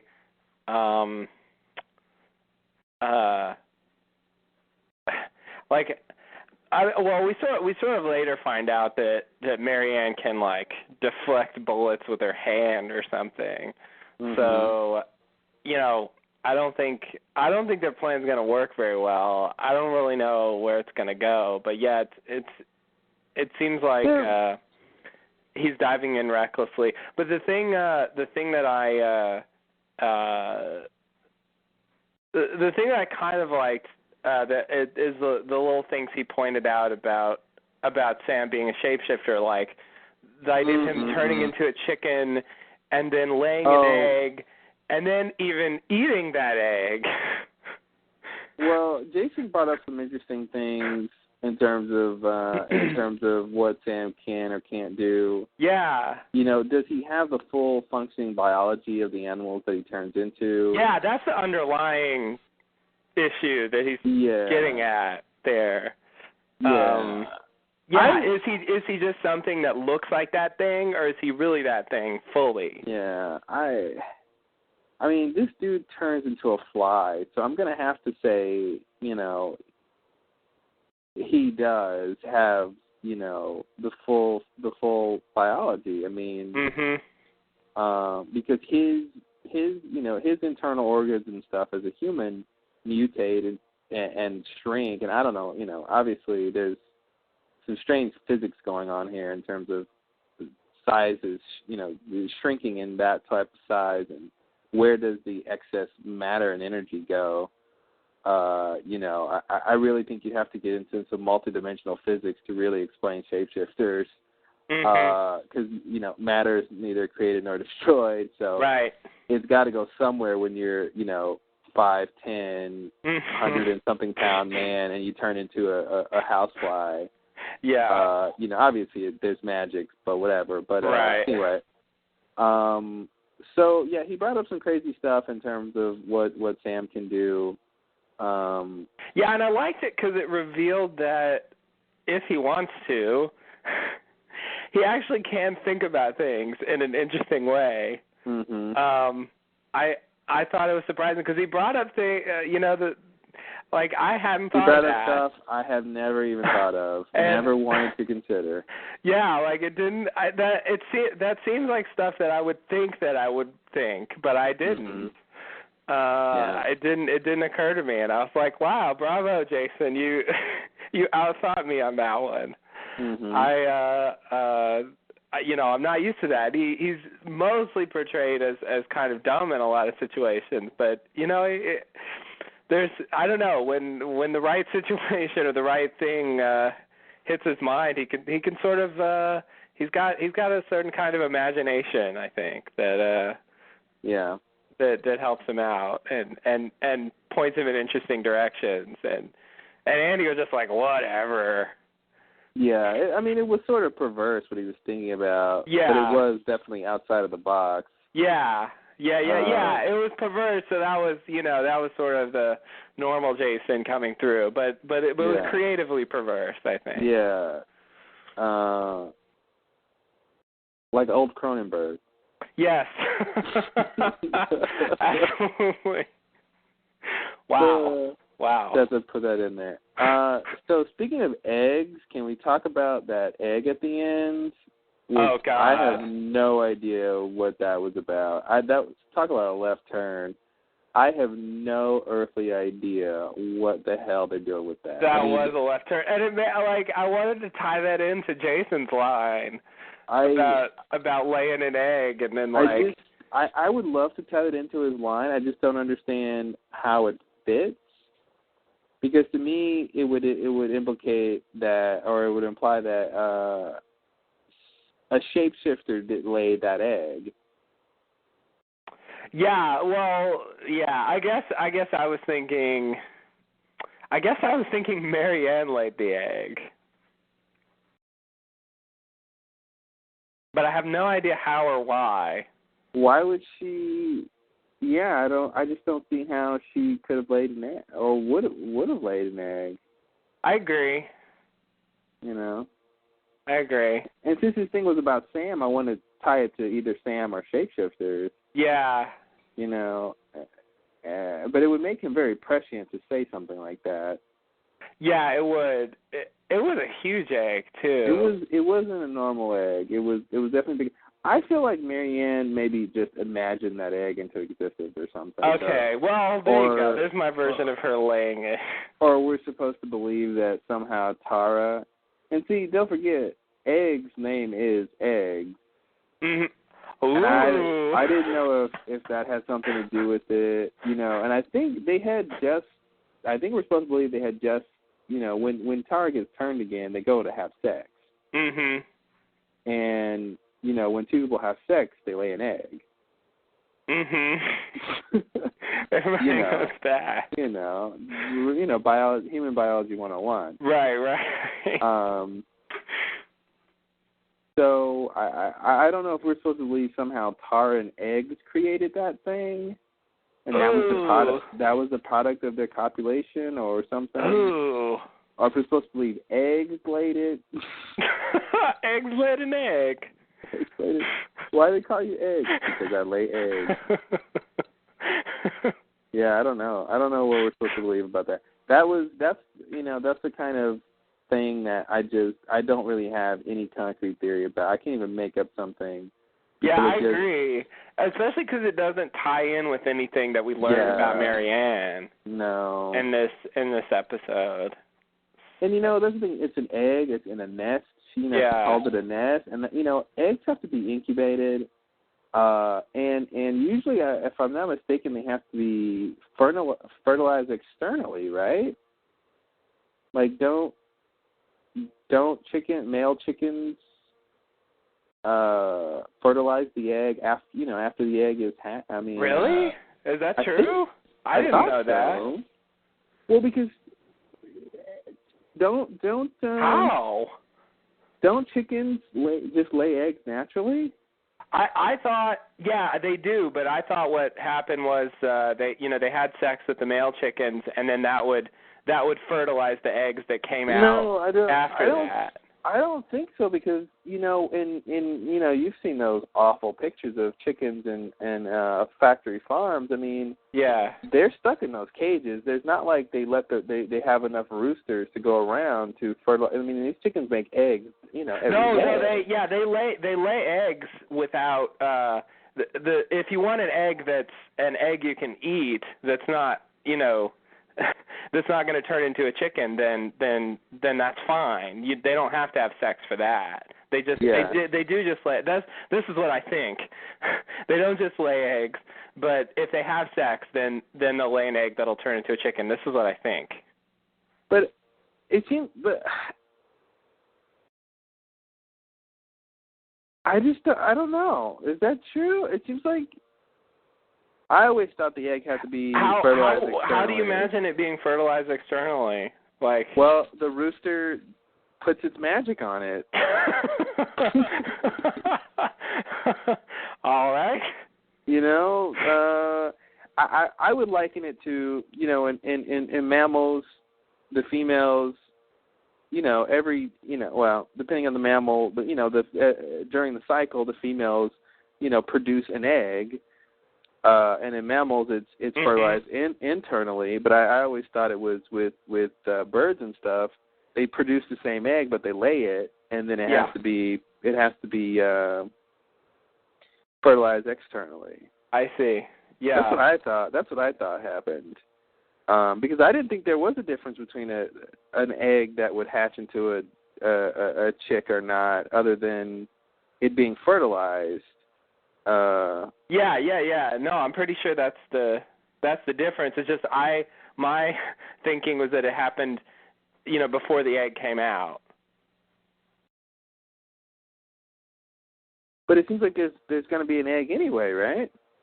Yeah, there'll be an egg anyway, so whether they have sex or not will determine whether it comes out fertilized or not. Well, we obviously don't know our what do you call birds? What do you mean? In terms of what? Like mammals and aren't they just birds? What did you say? Birds? Well, there's a word for animals like birds who lay eggs, I think. Oh, egg-laying creatures? I don't know. Well, reptiles lay eggs too, but yeah, you're right. I'd have to research that. But anyway, Yeah, we'll have to find out. I'm curious. Yeah. I really have no idea. I'm sure the answer is very exciting. Oh God. See what I did there? Yes, I do. It was an egg pun. I can't believe you worked that in. I had to. People were demanding it, I could tell. This podcast is perfect, but there's just one thing missing. An egg pun. So yeah, the egg thing is obviously the new big mystery. I mean, to me, it seems like it would be something for Dionysus. She would do something. Yeah. Some sort of gift or something, but everything revolves around that. So it's unless it's really something new or I don't know. I agree though. I think that's the best theory. To what, vague though it is. What's the best theory? The egg lays an egg? No. No, that it's got something to do with Marianne and her Dionysus ritual. But yeah, it was weird that it was in the bed and like. Yeah. You know that line that Egg said when he's smashing stuff and Sookie tells him to stop and he goes, "Don't worry, it's paid for." Mhm. I thought that was such a weird thing to say. Like, of course it's paid for. This shit's old. This is her antique stuff. It's in a house. Like, this isn't a store. This isn't a store, yeah. Like, what? Yeah, that was a weird line. I didn't hear that the first time I watched it. Yeah, it's like that's Sookie's concern is that oh no, if you break it, we're gonna have to pay for this.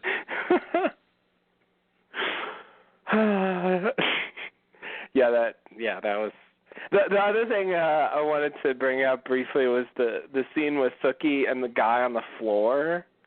Oh, please bring that up. One of the strangest episode had a fair number of strange things and scenes, but this was one of the strangest to me, like where she has to like lay down and like cuddle with this guy on the floor for a while and talk to him. And then her way out was so simple. So simple, which I loved. Again, I love when Sookie. Okay, so when she throws the thing at Tara's mom and she gets, she figures out a plan out of that situation. I love that. I love when characters are proactive and smart, and she is that a lot of the times, and that was great. Especially since she saw that. She set that up before. She saw that thing, and she's like, I'm gonna throw that at her later. And then later she throws it at her. Yeah.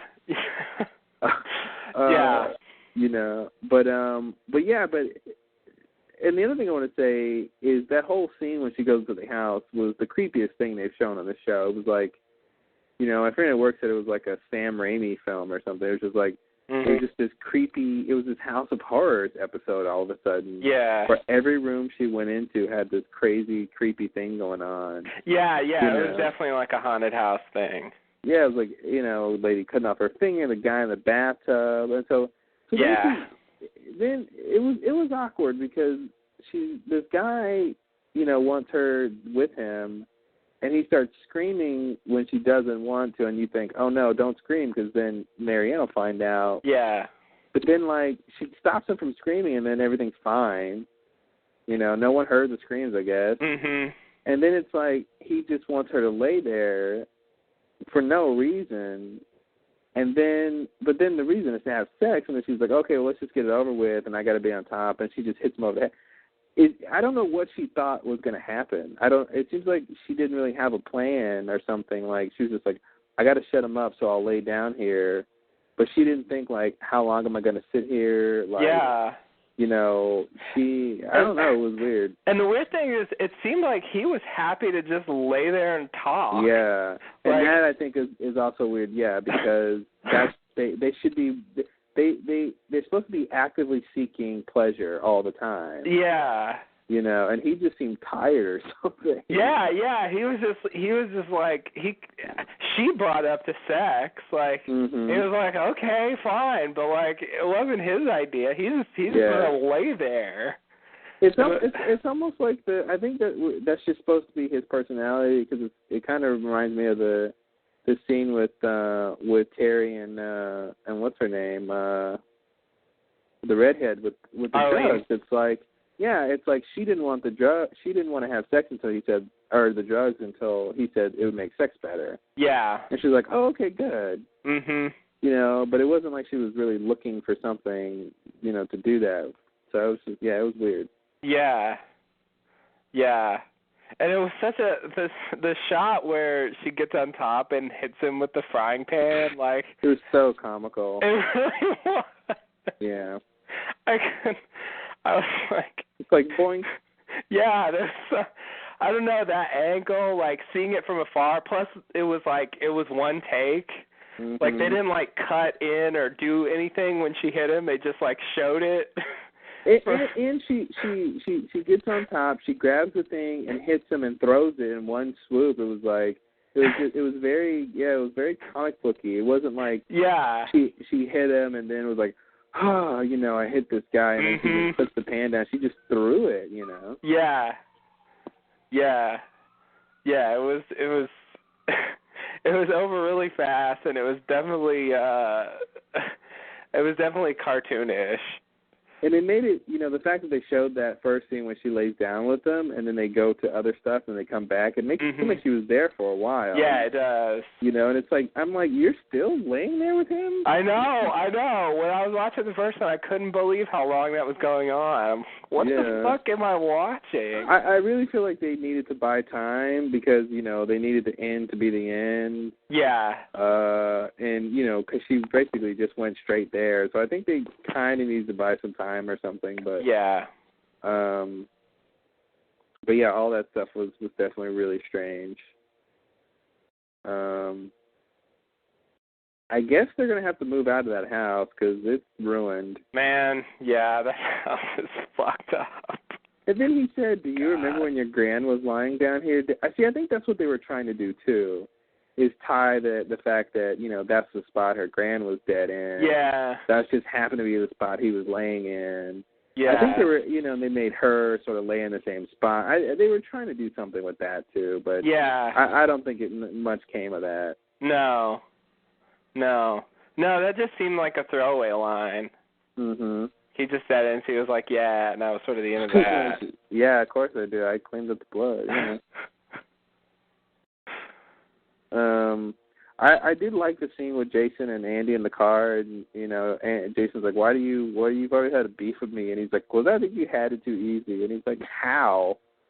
You know, how have I had it easy? Mm-hmm. And it's like, yeah, if you know Jason's story, you know that he hasn't. And I just like the fact of him, because he does seem like a guy where, like, nothing, you know, before this season, you know, like, nothing phases him or something. Yeah. But it's like, you know, he just explains how crappy his life is, and I'm glad he sort of explained that he works out a lot, you know, because obviously, you know, the actor works out. Mm-hmm. And you know, they cast, you know, the character's part of the actor. They, you know, they needed someone in shape to play a part or something, but yeah, I'm glad that they basically didn't just like, oh, Jason's just always in shape and that's just how he is. Mhm. You know, it's like, no, I work out. Mhm. I work out a lot. That's why I have a good body. Yeah. Yeah. And yeah, and he's like, my best friend killed my girlfriend and my grandmother. Like, yeah, I don't have it easy, buddy. Yeah. Yeah. Yeah, So I agree. That was a good scene. I really think all that's going to come of Jason and Andy storming the house is they're just going to say they're going to end up helping save Sookie. You know, they're going to get there when Sookie needs help or something like that. And that reminds me of something else. Eric can fly. Oh, please let's talk about that. So the scene with the kids, and I love the whole thing with Sam like taking care of the kids and all that. That was cool. And I have to say, I think the dialogue that they gave for the kids was very appropriate. The kind of stuff they had the kids say, I felt it was just very, that's what kids would say. You know, is my mom sick? Can we get her a doctor? You know, those kinds of things that we wouldn't ask because we know the situation and we know better. Yeah. You know, but I just thought, like, I thought the kids were good actors, and I thought the dialogue was pretty good for, you know, for being kid dialogue. I agree. It was very appropriate. Yeah. I agree. I don't usually like kid actors. Yeah, no, both of them are good. Like, the girl, she's got a very interesting look. Like, she kind of looks older than she is or something. Yeah, she does. She's got that old kid look. Yeah, she's got this really, like, she's wise beyond her years or something. Yeah. Look, you know. Like, that's not how they're writing her, but that's just kind of how she looks. Yeah. And then the boy's really good, too. You know, he plays that part pretty well. Yeah. But yeah, the whole thing. So, yeah, I thought it was weird when Eric walked them out, and the kind of shot that they set up. I'm like, okay, this is interesting, and I sort of subconsciously noticed that, you know, when I watched it the first time, that he buttoned up his jacket. But when he took off, it was just obviously a surprise, and I just love how they surprised us with that. They didn't, you know, you really didn't see it coming. No. They didn't set it up really. It was just kind of like, see you guys later, boom. Yeah. And it wasn't, and what I liked most, it wasn't a question on anybody's mind whether or not he could fly. You know, at least at this point, we weren't. Yeah. That wasn't what we were thinking at the time. Like, oh, I wonder if Eric can fly. Like, no, they answered a question no one was asking, and that was cool. Yeah. Yeah, that's a nice thing to do. So far from what we've seen, I thought, you know, vampires were really fast, you know, but that all they could do is what humans could do, but really fast. I didn't really think. It makes me wonder, you know, if Bill can fly, if you need to be older to fly. I think they're telling us Bill can't fly. I think he can only run really fast because I think he's younger. Yeah, I think all the power comes from age.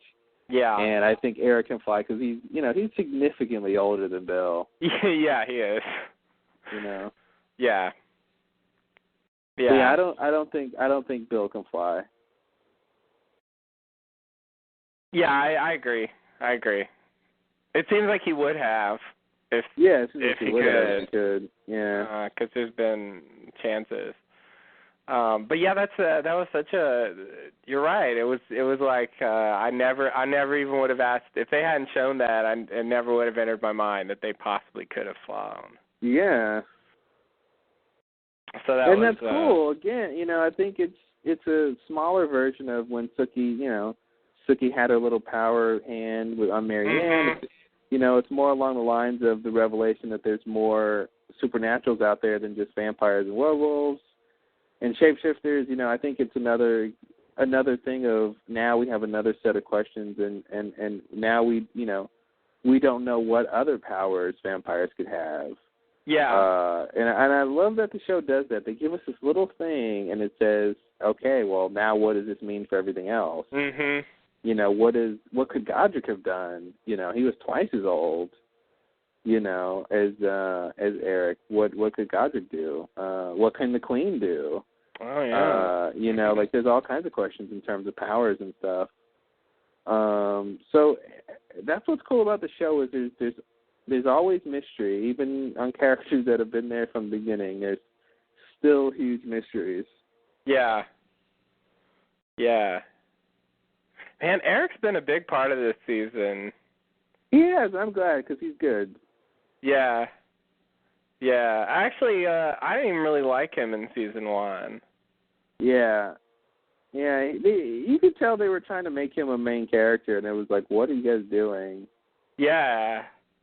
Yeah, every time he came on, it was just like I don't want to deal with you. Mhm. But now that he's on all the time, he's grown on me. Yeah. Did you drink his blood? Are you having I dreams? hope not.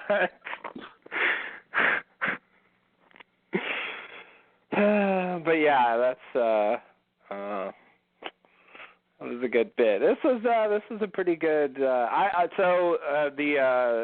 The Jason and Andy thing sounds about right. I can't imagine. It doesn't seem like they could do too much except for help some people get out or move or something like that. They're not going to be able to like really kill Mary Ann, I think. No. That's going to have to be. I think Bill / Eric is going to have to come back with the information about how to kill her, and and then they'll have to use that. I wonder if maybe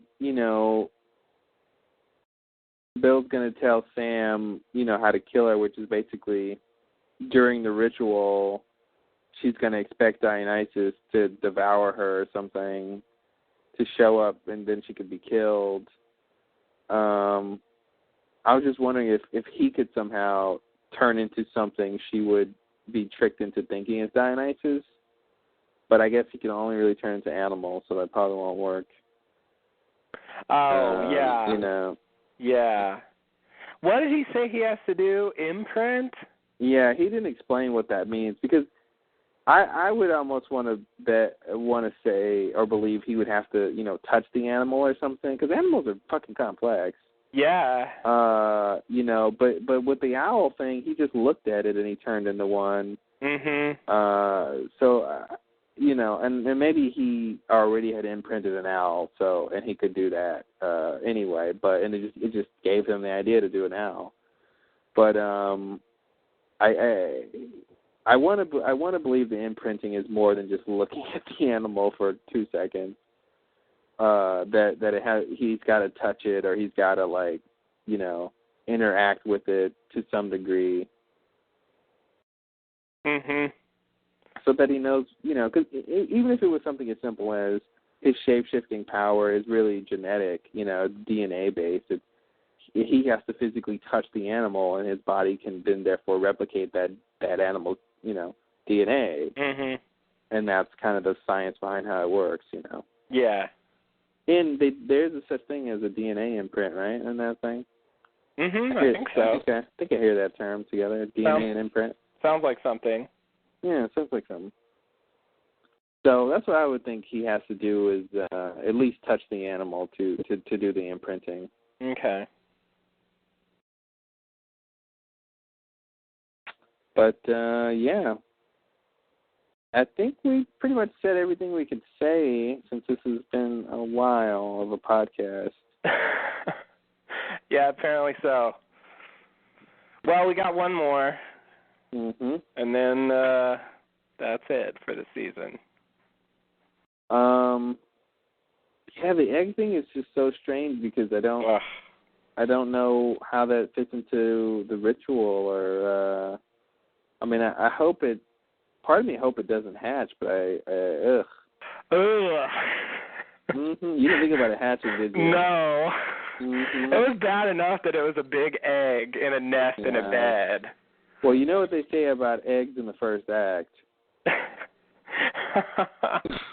No, I don't. What do they say? It hatches in the third. Oh, okay. Yeah. So. Of course. Of course. If you show an egg in the first. Mm-hmm. Wow, I've heard a lot of things, but I haven't heard that one. Yeah, much like guns. Mhm. So I'd imagine that thing's gonna hatch, and I don't want to know what's in there.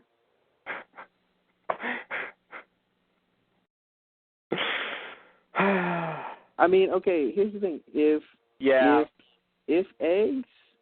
chicken eggs are fertilized externally, then my theory would be something like Mary Ann, created this egg. This is her egg, and what she wants is Dionysus to fertilize it. Oh, okay. something like that to have a child with Dionysus. Wow. Or maybe Sam, but I'm thinking more Dionysus. Man. I know. If Dionysus fertilizes Marianne's egg, I really want to see what comes out of that thing. That will be the craziest, probably the craziest thing I've ever seen on TV. They won't do that. They really won't. They just won't. They won't. They can't. Yeah, it's too crazy. But I'd like to think they might. I feel like the egg's gonna drop. It's gonna get dropped and goo's gonna come out. It won't really hatch to fruition or something. Yeah, I'd like to have some idea of what it would have hatched to, though. I think they'll give us some idea, but I think I feel like it's gonna be Marianne's thing, and she'll be enraged by it breaking or something, and yeah. I don't know. I kind of see it being like that, but yeah, that just sounds a wild right. guess. Yeah. Yeah. Yeah. Well, enough True Blood. Yeah. Yeah, I think we've done this one in. We didn't even talk about all the scenes. Well, I think we tried. We did. We got very close. I think we did all the big things. I can't really think of much else that we skipped over.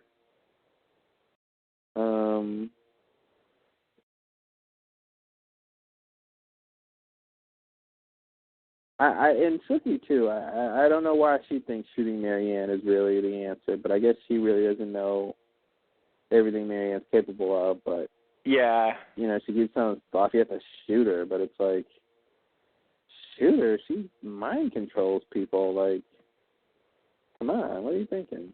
Yeah.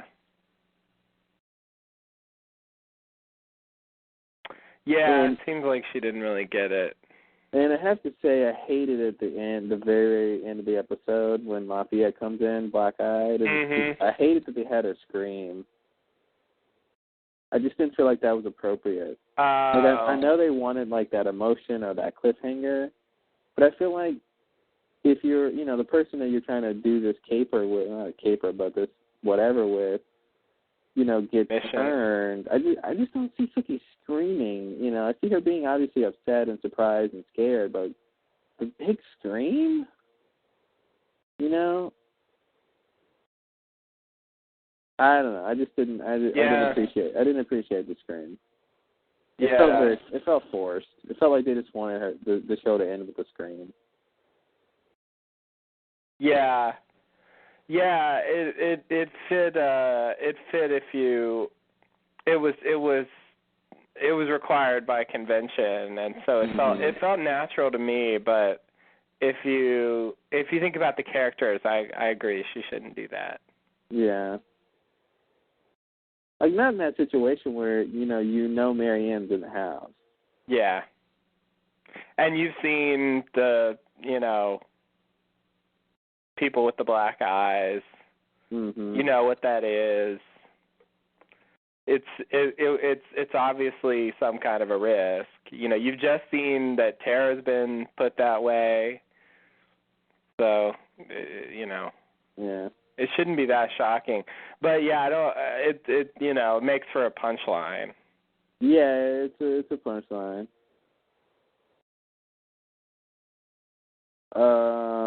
I wonder if the other telepath from Dallas is going to show up. Oh, that guy. Mm-hmm. I kind of feel like we'll never see him again, but maybe I'm wrong about that.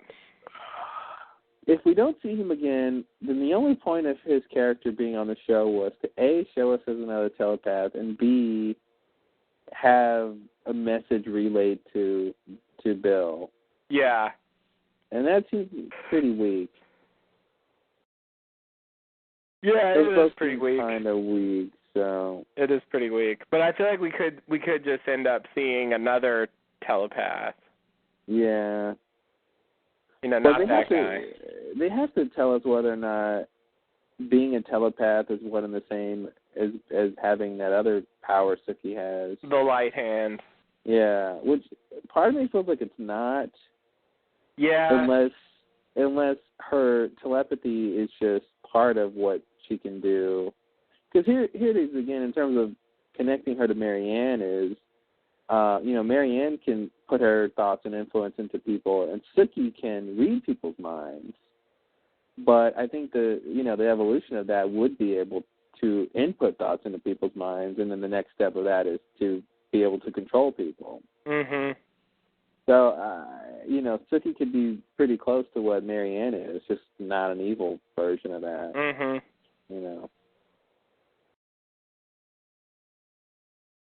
Yeah. They have similarities. I guess so. They both like their grand's house, so. Yes, they do. This is my house. What are you? I think she said that too many times in that scene. What are you? And then at the very end, what are you? All right, we get it. We don't know what she is. She said it more than once? Yeah, she says it that one time when Suki does the talk to the hand thing. And then I love that. And then when they run out, Marianne comes to the front door and says that's the last thing she says when they're running away is, "What are you?"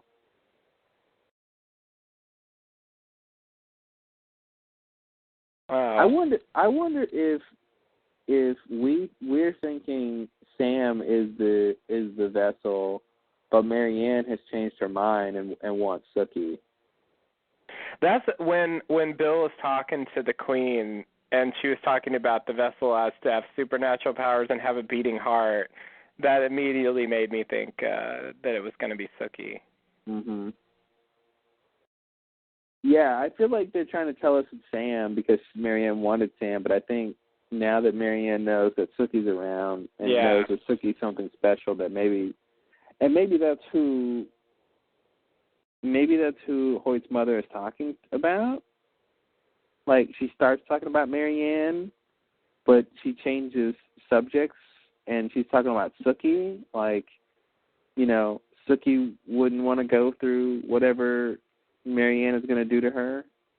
It'll all be downhill from there. Well, maybe they all be down here from there. I think it's still Marianne, but I think the next part she says, no woman alive would do it if they knew whatever she says.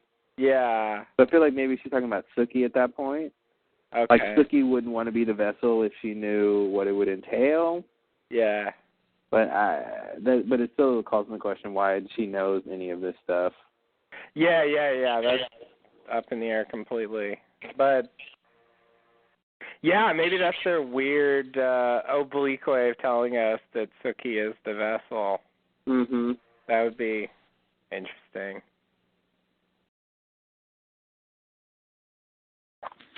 Yeah, very. I do think that's what they're going to do, though. Yeah, I feel like you should. I mean, how about this? Sam's not even there, although I guess he might go. What if Sam turns into Suki? He shapeshifts into Suki and sacrifices himself. Whoa. And Marianne takes his heart. Whoa. That'd be crazy. Yeah, it would be crazy. I wonder, can he do that? Well, I don't know, but I feel like Sam, if he can turn into a fly, I think he should be able to turn into a person. Yeah. Fair enough. I think I could see Sam not being on the show forever. I feel like the town is degraded so much that, if they wanted to get him a big out, I think this could be it. Mhm. Wow. No more Sam. Maybe. Yeah, Yeah, I was kind of thinking no one would get their heart taken out, that they'd be, whoever it was would be rescued in time, but I guess if they want to go through with it, it's not going to be Sookie. So yeah, it's not going to be Sookie. Yeah, Sam is definitely way more likely to die than she is, so. Since they're the only two up for grabs at the moment, that's wow. I think that's a theory. That's what I do.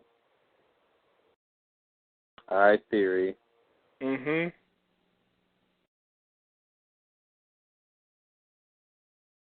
Well, cool. Well, this has been a long podcast.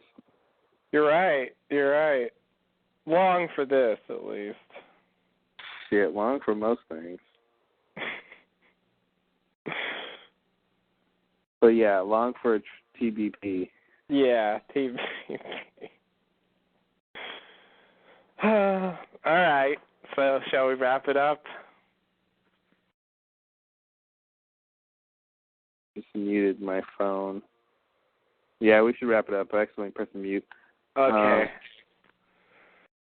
So, yeah, we'll be back at some point to talk about the season finale episode, the next one. That's right.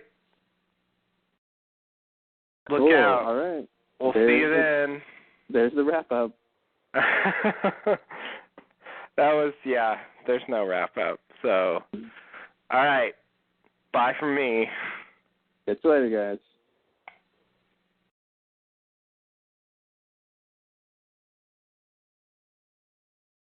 Anytime. You have to press it. I did. Oh. Recording failed to stop. Okay. Oh, yay. You've had this happen, right? Mm-hmm. What is that bullshit? Why would the recording fail to stop? I don't understand. This talk shoe sucks shoe? Yeah, it does. Man, this is bullshit. Oh, wait. Okay, let's see if I can do it now.